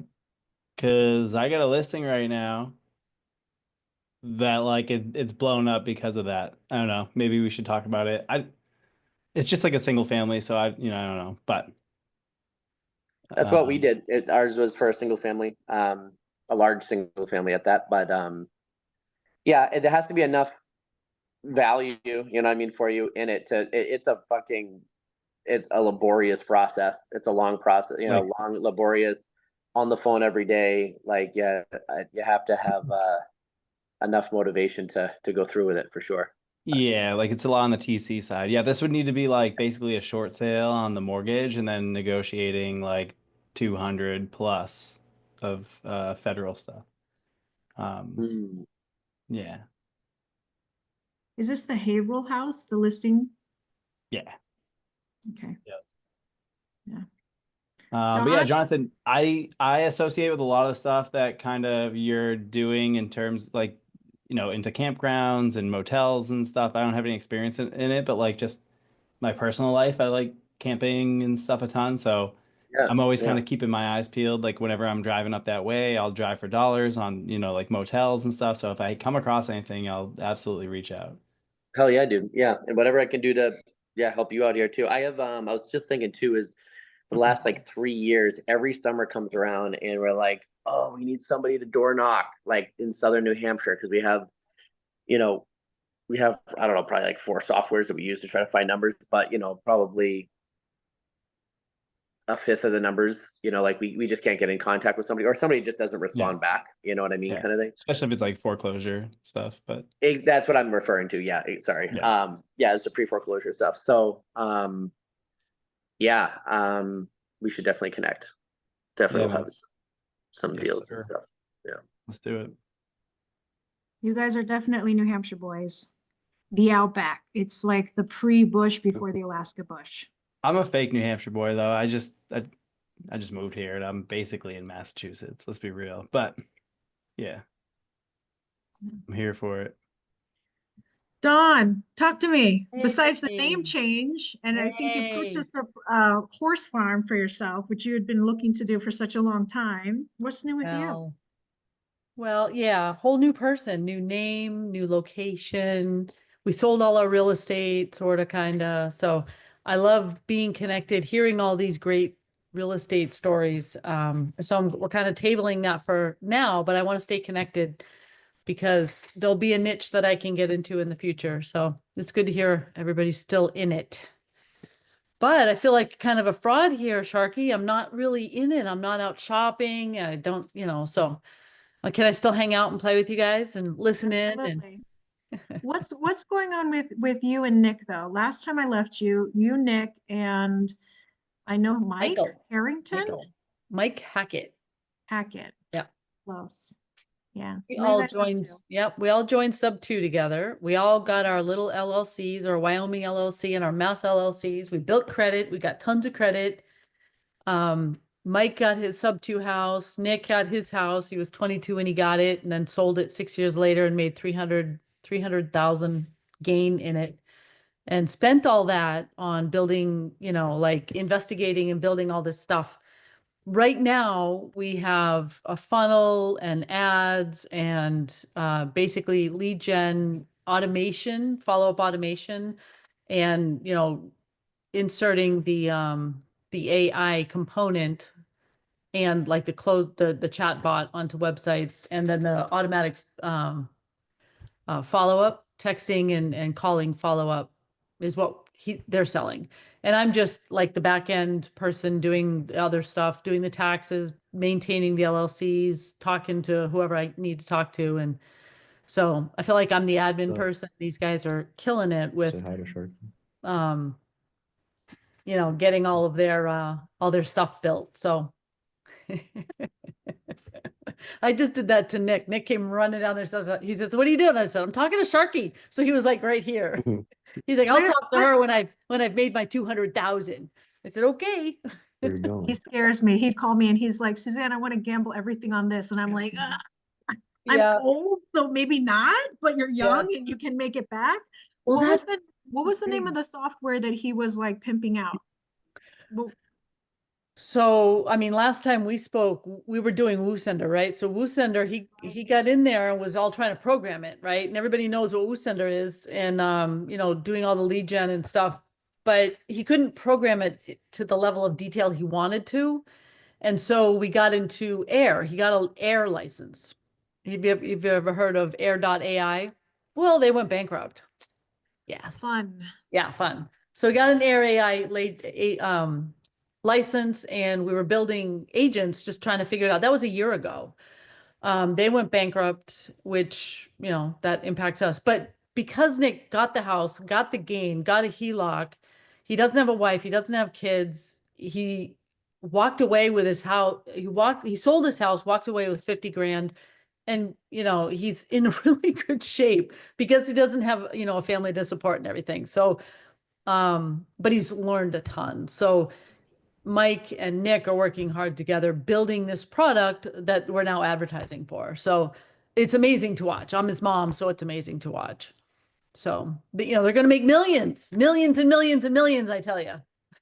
Listen, Nick Cool. Stanley is impressive as all hell. How old is he? He's like 22, he's 28 now. Yeah, he was 22. 28. Yeah, 28. Well, he looks like he's 13 anyway, and he feels like it's like 13, honestly. He's so Yeah. fucking smart. He really Yeah, is. So he at is. some Yeah. point, I don't know what boy genius is going to create, but I know it's going to be impressive as all hell. Yeah, Yeah. it's And then fun to watch. where are you located now? Because you bought a property with your horses, right? I did. I got divorced, hence the name change, and I needed to take my yes. Die. Oh, yeah. Die. I know. Lesbians rise up. I'm kidding. I'm No, kidding. no, no, no, no, no, no, no, not that way. And what do you say to someone who gets divorced? Oh, I'm so sorry. No, you know, Oh, you say whatever. congratulations. That shit Right. is Whatever. good job. But so that's where the lead into this whole I guess I don't know if Tony's still, yeah, right in the middle of the screen there. So that whole story I started in response to your, you know, post and, you know, greetings on your channel there. Basically, I put the feelers out to the wholesalers in the sub 2 group, and I said, listen, this is what I need. You know, what is my buy box? I put it out there, and you know, the wholesaler stepped up and said, I got this. And so I was able to get the house I'm living in now. I paid 300,000, and it's about, they say it's worth about 550 right now. So Whoa. but yeah, it's I'm ecstatic. It's 4 acres. It's got a barn that I want, you know, I need it for the horses and the hay and all that stuff. So it's in the middle of the woods right outside of Worcester. So I'm ecstatic, you know. So I'm gonna get a HELOC, and I got laid off from my job. So everybody in sub 2 when I joined was like, I can't wait to retire myself. And so that's always had, you know, where my mind was at. I'm like, all right, I'm gonna do it in June. I'm gonna do it in July. I'm gonna leave my job. I'm gonna do it. And then in October, they're like, you're gone. I'm like, yes. I was preparing for a good year before that. I'm in a perfect spot. So 401k, HELOC, I got my motorcycle, my house, and move and divorce, everything settled. And then I got laid off. I'm like, perfect. Unemployment. Nice. I'm really excited. So, and then Nick's, you know, now putting ads out for his you know, his thing that's going on. So to watch that, it's been a blast. Yeah. So What's coming for you? What are you working on this year? well, you know, 2024 was a lot of changes, and now I'm officially what? I'm either unemployed or retired, right? I've always had a full-time job and a side gig, and now I am kind of retired. You know, I was listening to Corey, you know, you're gonna get your law degree, and you've got your partnership with your wife and your, you know, army stuff, and you're all over the place. That's awesome. You're getting I will turn 60 next week, and I cannot believe that I actually get to decide what I want to do every single day. I'm ecstatic. I feel like I'm like about 35 or 40 right now, which for me is good because I'm 60. It's you So, time. yeah, oh my goodness, are you kidding me? It is. I'm so excited. I'm so excited. Yeah, so and I've ridden motorcycles for over 20 years, and you sold us one, right, Sharky? A little tiny one. I gave you one that I had no business owning. Yeah. Well, I just bought myself an Indian Challenger, and so I've always had a little Honda or a little Yamaha, you know, 1700 or so.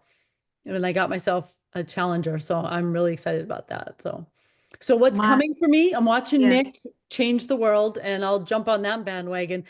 he's using my LLC, and so I'm by default like part of the company, and he'll give me little things to do, and you know, it makes me feel safe and sound that, you know, I've got a solid place to live, and he's got this company going, and you know, there'll be revenue, and he's a maniac when it comes to getting stuff done, just like the rest of the team here, just totally hardcore. So it's fun to watch. So I get to decide. That's why you joined here tonight, Sharky. I want to track you because you're always into stuff.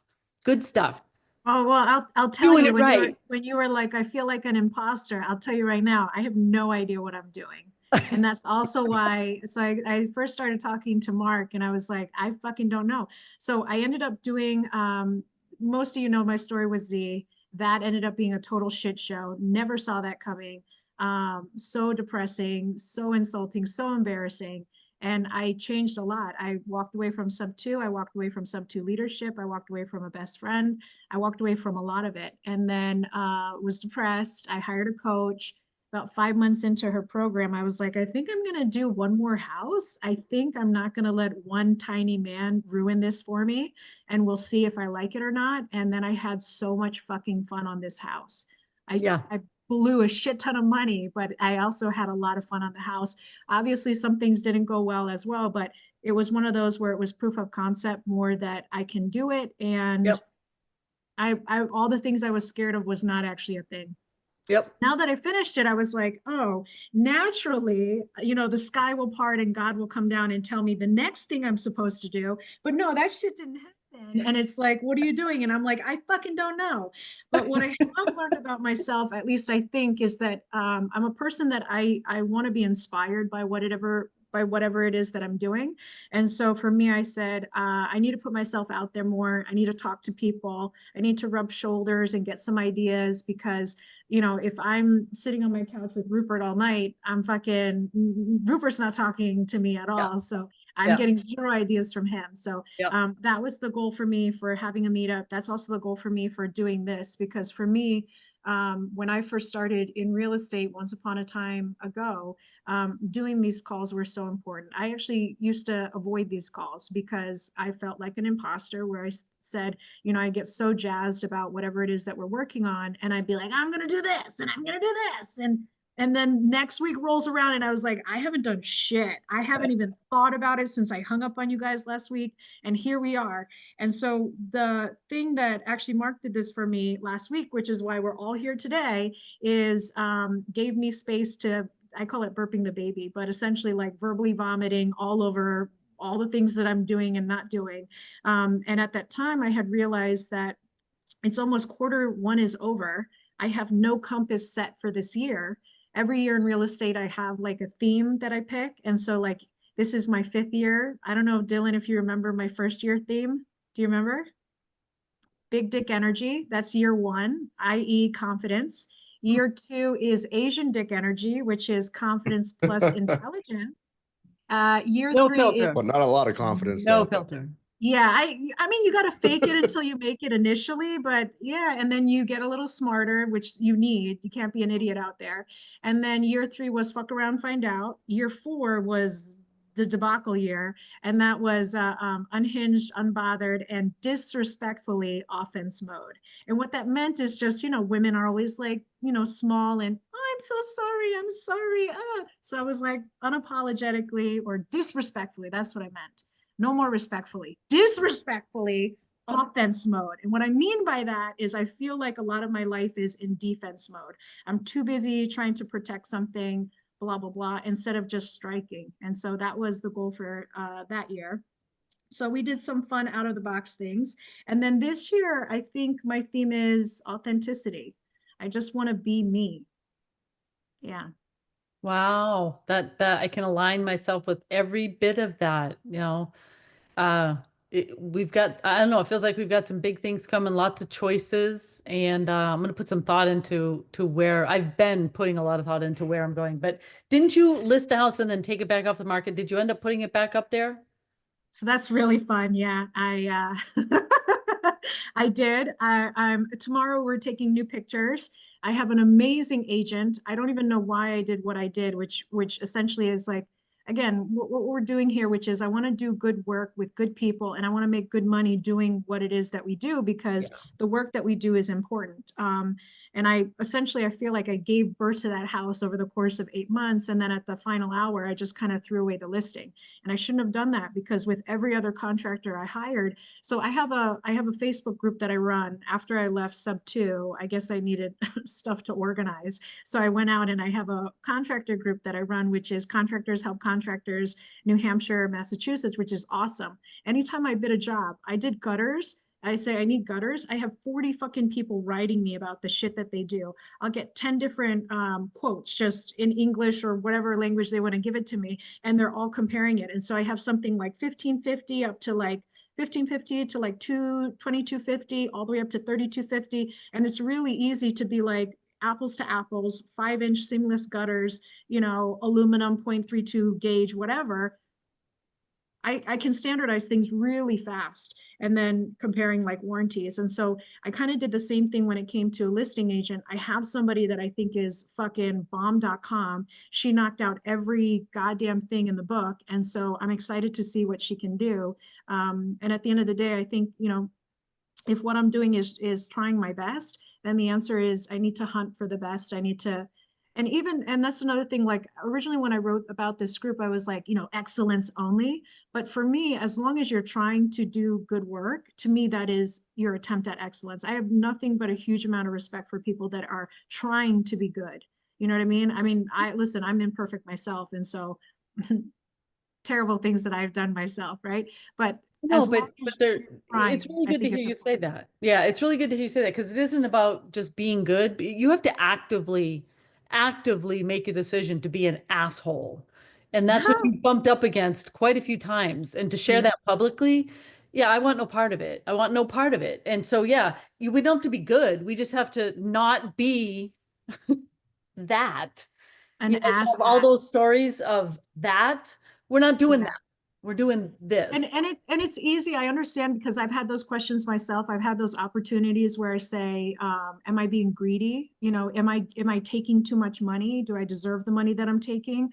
Am I in a partnership, and am I splitting this up fairly? There have been multiple times within, I'm sure, any industry that you're in, where when you're looking at money, things start to change a little bit, and you're like, am I approaching this the way I should be approaching this? Or am I making some bad choices right now? And so the other thing that ended up helping me tremendously was having good friends, because people being able to talk through some of these hard and weird problems. Some people will tell me straight up like I'm being stupid, and other people will help me figure it out. But even just having a moment to hold space like this and say my piece, if I hear myself telling a story and I don't like what I'm saying, it gives me the opportunity to change it. And so that's why having this kind of thing, to be able to, talk in front of an audience of people who I respect, and at a minimum, even if you don't respect me, the simple fact that I respect you and I don't want to have to tell you the truth, yeah, it changes me for the better. So that's why selfishly I'm here, because I need to be held accountable. I mean, being held accountable, being seen, makes me more of the person that I want to be, instead of hiding. Yep, Yeah. it's true. It's true. So you now have a theme and you have a house. Are you sticking around getting these houses rehabbed just all by yourself? I don't know. I can All your definitely do it. contractors? I definitely can do it. It was a lot easier by myself, because I don't know, maybe I had bad partners in the past, but like I have PTSD of like fighting over roofs and like stupid shit. And when it's me, I just talk to myself all the time. So it's easier to make a lot of choices. And then on top of it, the group that I have, that Contractor Helps Contractor group, very active in North Shore, very easy for me to get work done. I would love to be closer to my parents in Rhode Island. Like I drive down every weekend with my car sick dog to go visit my mom. And I would love to be closer, but at the same time, I'm a little like, I'm spoiled out here because I have that group. There's 16,000 people in that group. I post anything and I get people DMing me, calling me, commenting on the thing. And so it's really easy to get work done. I don't have that shit in Rhode Island. And do I want to make it? No, but What's it called, Sharkey? Contractors group? Help Contractors, Massachusetts, New Hampshire. Oh yeah, I am in this. You could use it. It's easy. I You could be like, I need somebody to help me wipe my ass, and you're gonna get 5 people that'll give you 5 different offers as to how to do it. It's awesome. All right, hold on. I need someone to. I was trying to remember. I don't know who I was talking to today. I was trying to remember what's the name of the thing, like when you poop and you leave it in your underwear. And I was calling it train tracks for some reason. And I was like, Skid marks. yeah. It took me forever to figure that out. And why am I telling you this now? I Goodness. can remember. Oh But my anyway, goodness. sorry. Last What but about not snail tracks? Oh, never mind. That's what happens. This is why we don't do these. We used to call it after hours, and it was Janice, what's her last name? Janice Vining. Vining. Lucas. Janice Vining? Lucas. Lucas? Vining Yeah. is her maiden name, and then Anthony McTizick. You know what it is? Kid. It's the whiskey that you have. It's a slippery slope into sub 2 after hours, and then you get things like snail mucus coming out of you. Dylan, before you go night night, I don't think I heard from you. What's new with you besides your lack of facial hair, which is so disheartening? Didn't he already talk? I thought he did. No, I don't remember. I don't think so. Government Oh, we're contract. talking about the military. That's what it was. Yeah. Yeah. No. What's new with you? Yeah. So life hit me pretty hard, I guess is the best way to put it. And then Because the kid? the kid, and then my brother's paralyzed. He got hit by a car. Oh man. Shit. So How I've old been is like he? back and forth to California a lot. How old is he? He's 35. He has a family? No, lives on his own in LA. Don't move to LA. I know we're all New England people, but God, that place sucks. Mm, But no, life hit me pretty hard, so that kind of like forced me into quitting my W-2, and it kind of honestly was like a blessing in disguise. And so yeah. like it really like opened my eyes to a lot of things. And so like me and Keith decided to partner on basically all things midterm rentals and corporate rentals. I know Keith's more short term, but I think our main focus was originally on government contracts, which it still is. It's just the now money, because like Corey was talking about, there's like a process to it. It takes a while to get going and everything. Mhm. On the government contract side, we're doing a lot of insurance claims, which was what I was doing originally before everything. And so like I've been very narrowly focused on, building our systems towards automating pretty much everything relating to insurance claims, and then putting all our energy onto government contracts where it's kind of more, like relationship based and negotiating deals. Plus, there's like longer term cash flow in that kind of thing. And so, Mhm. like, building that active income business on that side. So, that's like our primary focus. How many contracts have you gotten? Are you just pretty successful in getting contract? Zero. We were just bidding our first one this week. What Like, is we it? just got approved. And Pay set really aside. close attention to the evaluation factors Oh, yeah. and how Yeah. they want you to put the quote together, because you'll get nailed. They won't even respond to you if you miss like fucking one thing. The like housing ones, what I noticed, because I came from a government contracting background as a contractor, and I worked on bids in my previous. Oh shit! There, yeah, you know that. But like they don't write like, hey, it needs Times New Roman in 12-point font or like any of that shit in the housing ones. There's like No, no specifications. It's just like write the contract in the bid. So it's like I Make feel the like it's I offer. mean DoD is obviously different. I mean, Yeah. you probably, I don't know who you're dealing with, but the DoD is very specific. it's the VA, this one specifically. But we're Oh, okay. bidding on a Coast Guard one that's more specific too. How do you build relationships? How do you find the person that's like submitting I don't know, back in the day, I think we used Literally to right call on sam.gov. Corey's number's probably on there right now. I gotta get I gotta call Apex Accelerator and have them set me up on it. So I'll do it on my own. Yeah. Is that who you used, or did you do it on your own? I did it on my own. I beat my head against the wall because the Apex Accelerator basically told me to eat a bag of dicks. I guess. Are you serious? Why? For those that don't know, Apex Accelerator is basically, it's supposed to help like small businesses be able to bid on government contracts. Like that's literally what they were designed Yeah. to do. Apex Accelerator. Yeah. Yeah. And basically, they don't even, at least in my experience for the Connecticut one, they basically told me, we won't help you unless you already have what's called a cage code, which at that point, once you have your cage code, you're already able to bid on contracts. So it's like, what are you really helping me do? Like, and they still haven't returned my phone calls ever since I've gotten a cage code. So, like, so I've Really? heard other Good. people having like way better success with their local Apex Accelerator, but just depends on the state. You're in Connecticut? Yeah, yeah. Okay, so we have a direct like contact with Apex Accelerator in New Hampshire. What the Jealous. hell's her name? Anyway, what's that? Oh, I'm jealous. let's connect afterwards, maybe like tomorrow or something, and I can get you that contact. Tomorrow at 4 a.m. when the two of you dingleberries get up in the morning, so you guys can. Speaking of dingleberries, I got to get these out of my underwear. Hot.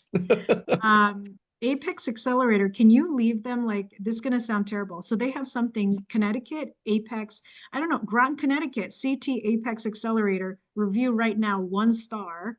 Yeah. They don't Oh, respond to emails, Tyler Johnson. They don't respond to emails a year ago, by the way, even ones thanking them for their time, and don't take into account people with disabilities. Very disappointed in them.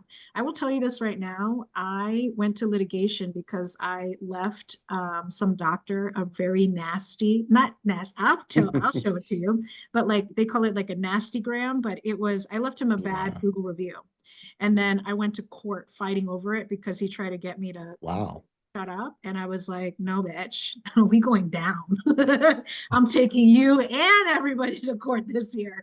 But I would highly recommend, that's usually how I strike back if ever somebody is not being nice, is I just make it public at this point.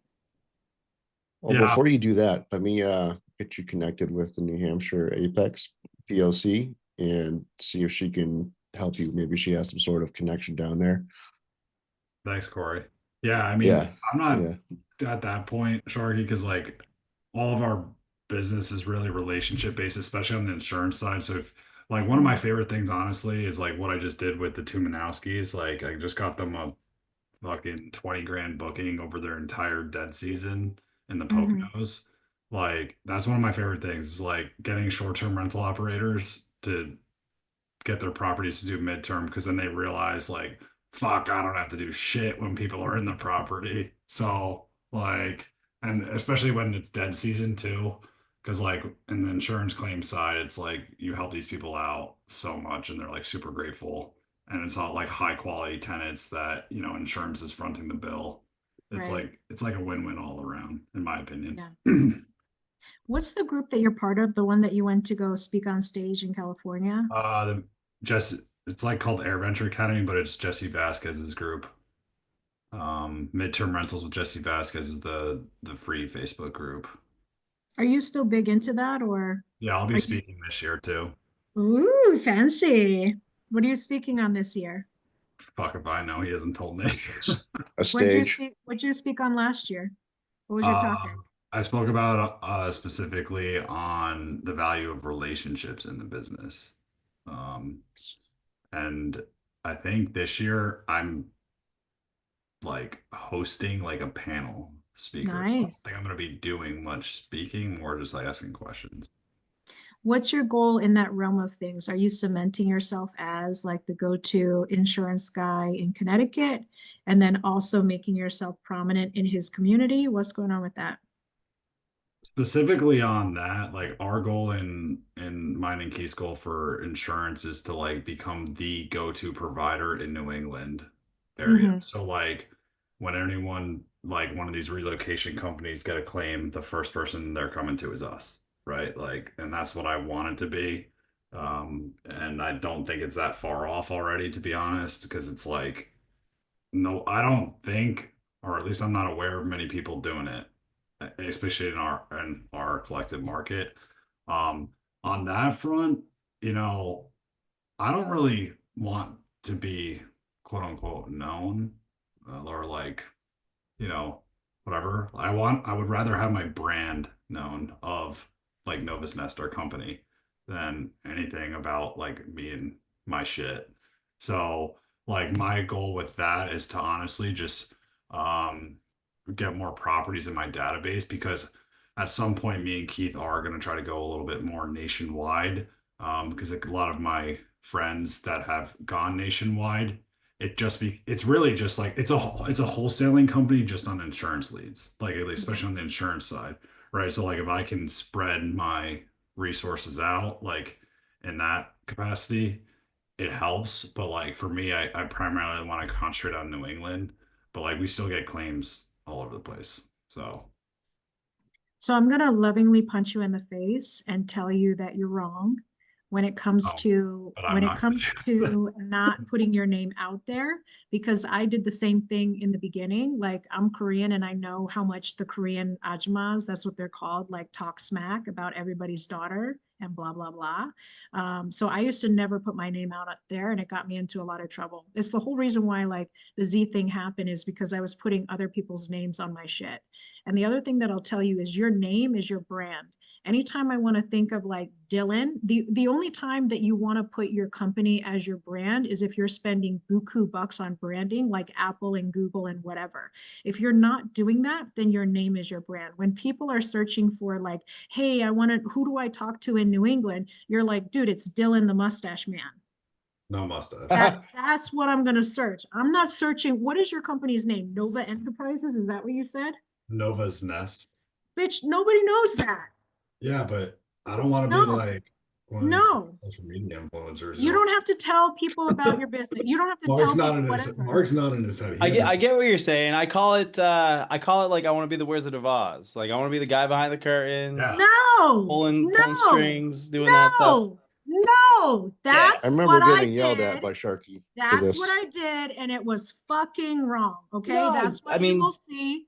I get it. I'll put my name on contracts and stuff, but This like is I don't want to be like just going about my day and be like noticed by people out in public, just stuff like that, this That's is me. you getting Darth Vader choked right now. So enjoy. Yeah. No, but so listen, I'm very much an introvert. I hang out on my couch with my dog. I'm not trying to party with people and random people, right? But I will tell you this right now. People, your name is your first fucking brand.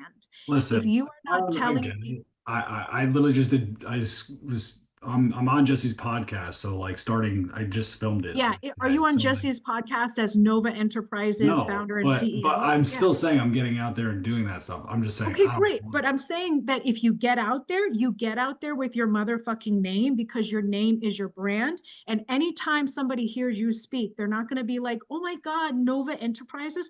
I can't tell you the number of times people have been like, oh, this is my wholesaling company, 123 Blow Me Schmo, right? I don't know It's a the good name of street. your company, but I know you, right? So if I'm like Mark over in North Shore, easy for me to search Mark in North Shore instead of what name are we today? Look, fucking Corey K's Grits and Bricks. As soon as I memorized Grits and Bricks, he fucking changed it on me to like Ballardville. Who knows, right?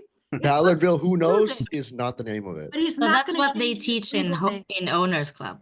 Yes, Your it's your name, your fucking brand. So brand. Your name is your goddamn brand. It's the whole reason why if you see any of my shit now, it has my name on it. Even this call says la la la with Suzanne motherfucking Sharkey. I'm terrified. I don't even I like my name, but I don't like my name that much. But I'm fucking putting my name on all my shit because I'm so tired of I'm just tired of garbage. if you go down, your name goes down. Everything goes down.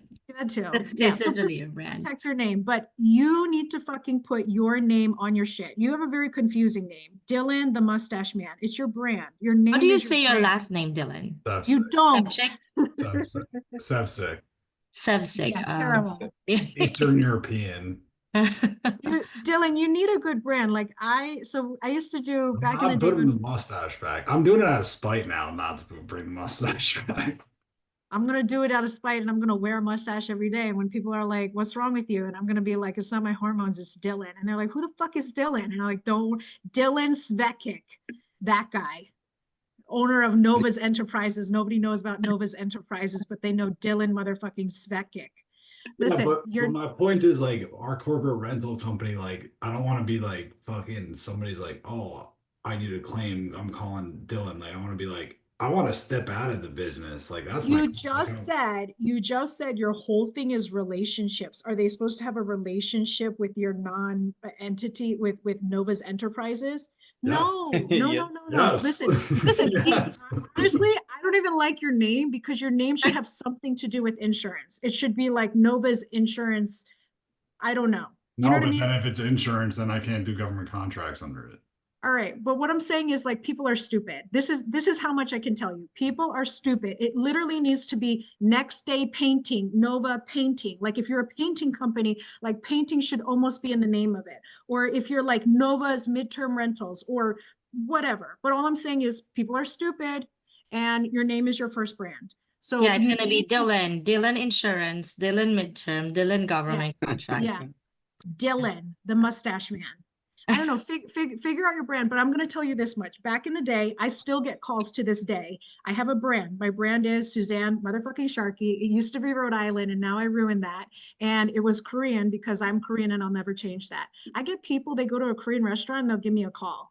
And then we'll get to talking about what I'm doing lately. They're like, hey, I just saw Kim Jong-un on TV being crazy and it made me think of you. And I'm like, what's up? What are you doing? Like, let's talk, let's chop it up. But I'm telling you, like, pick a brand for yourself that like you are iconically known for X, Y, and Z. If you want to be known in Groton, if you want to be known in Connecticut, then say, I'm Dylan in Connecticut, I'm ex-military or whatever it is that you want to brand yourself with, but pick 3 things that you want to be synonymous for.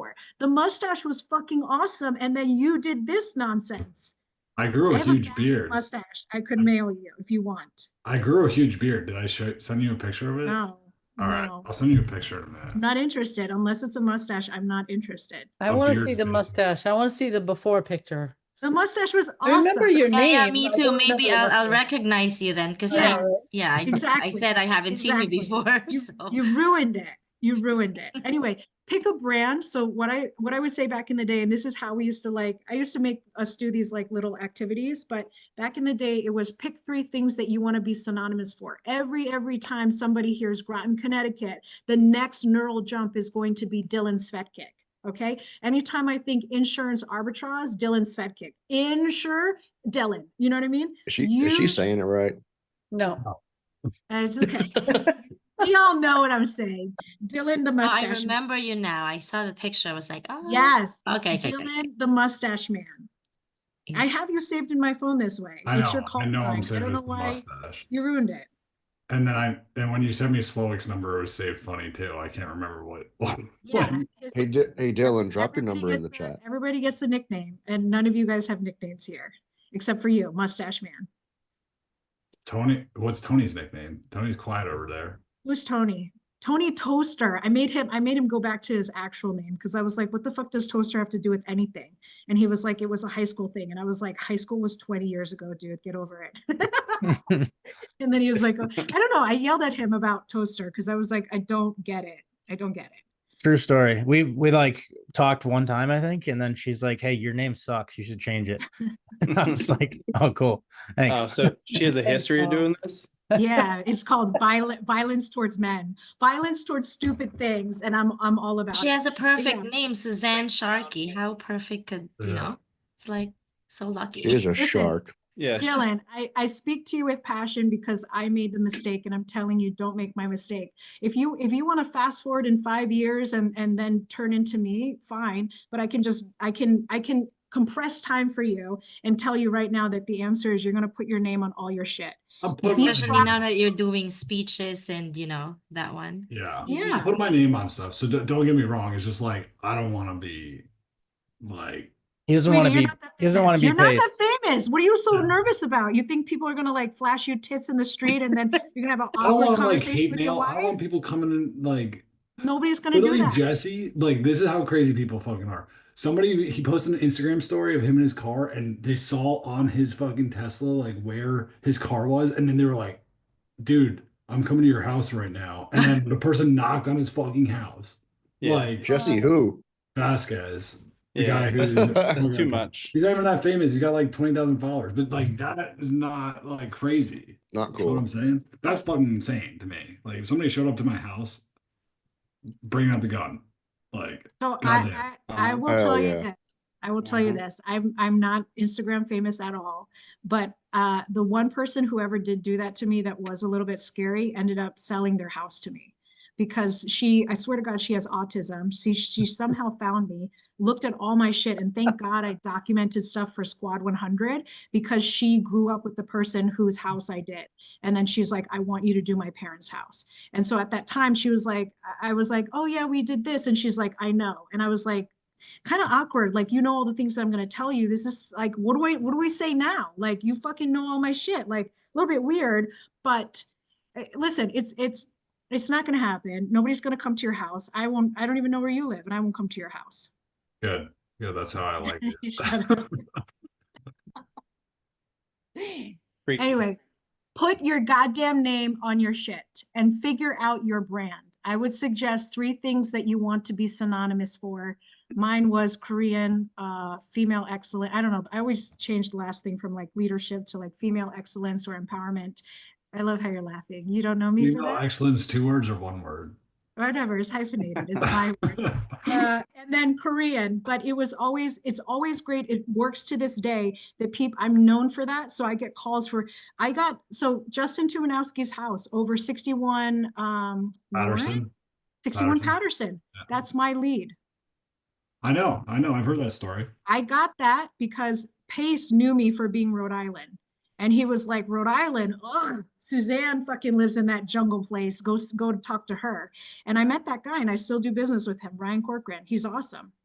But because I branded myself as Weirdo Rhode Island, I get all the calls for Rhode Island, which again, I've ruined now because I haven't lived there for 2 years and I kind of want to go back, but I don't know how to go back.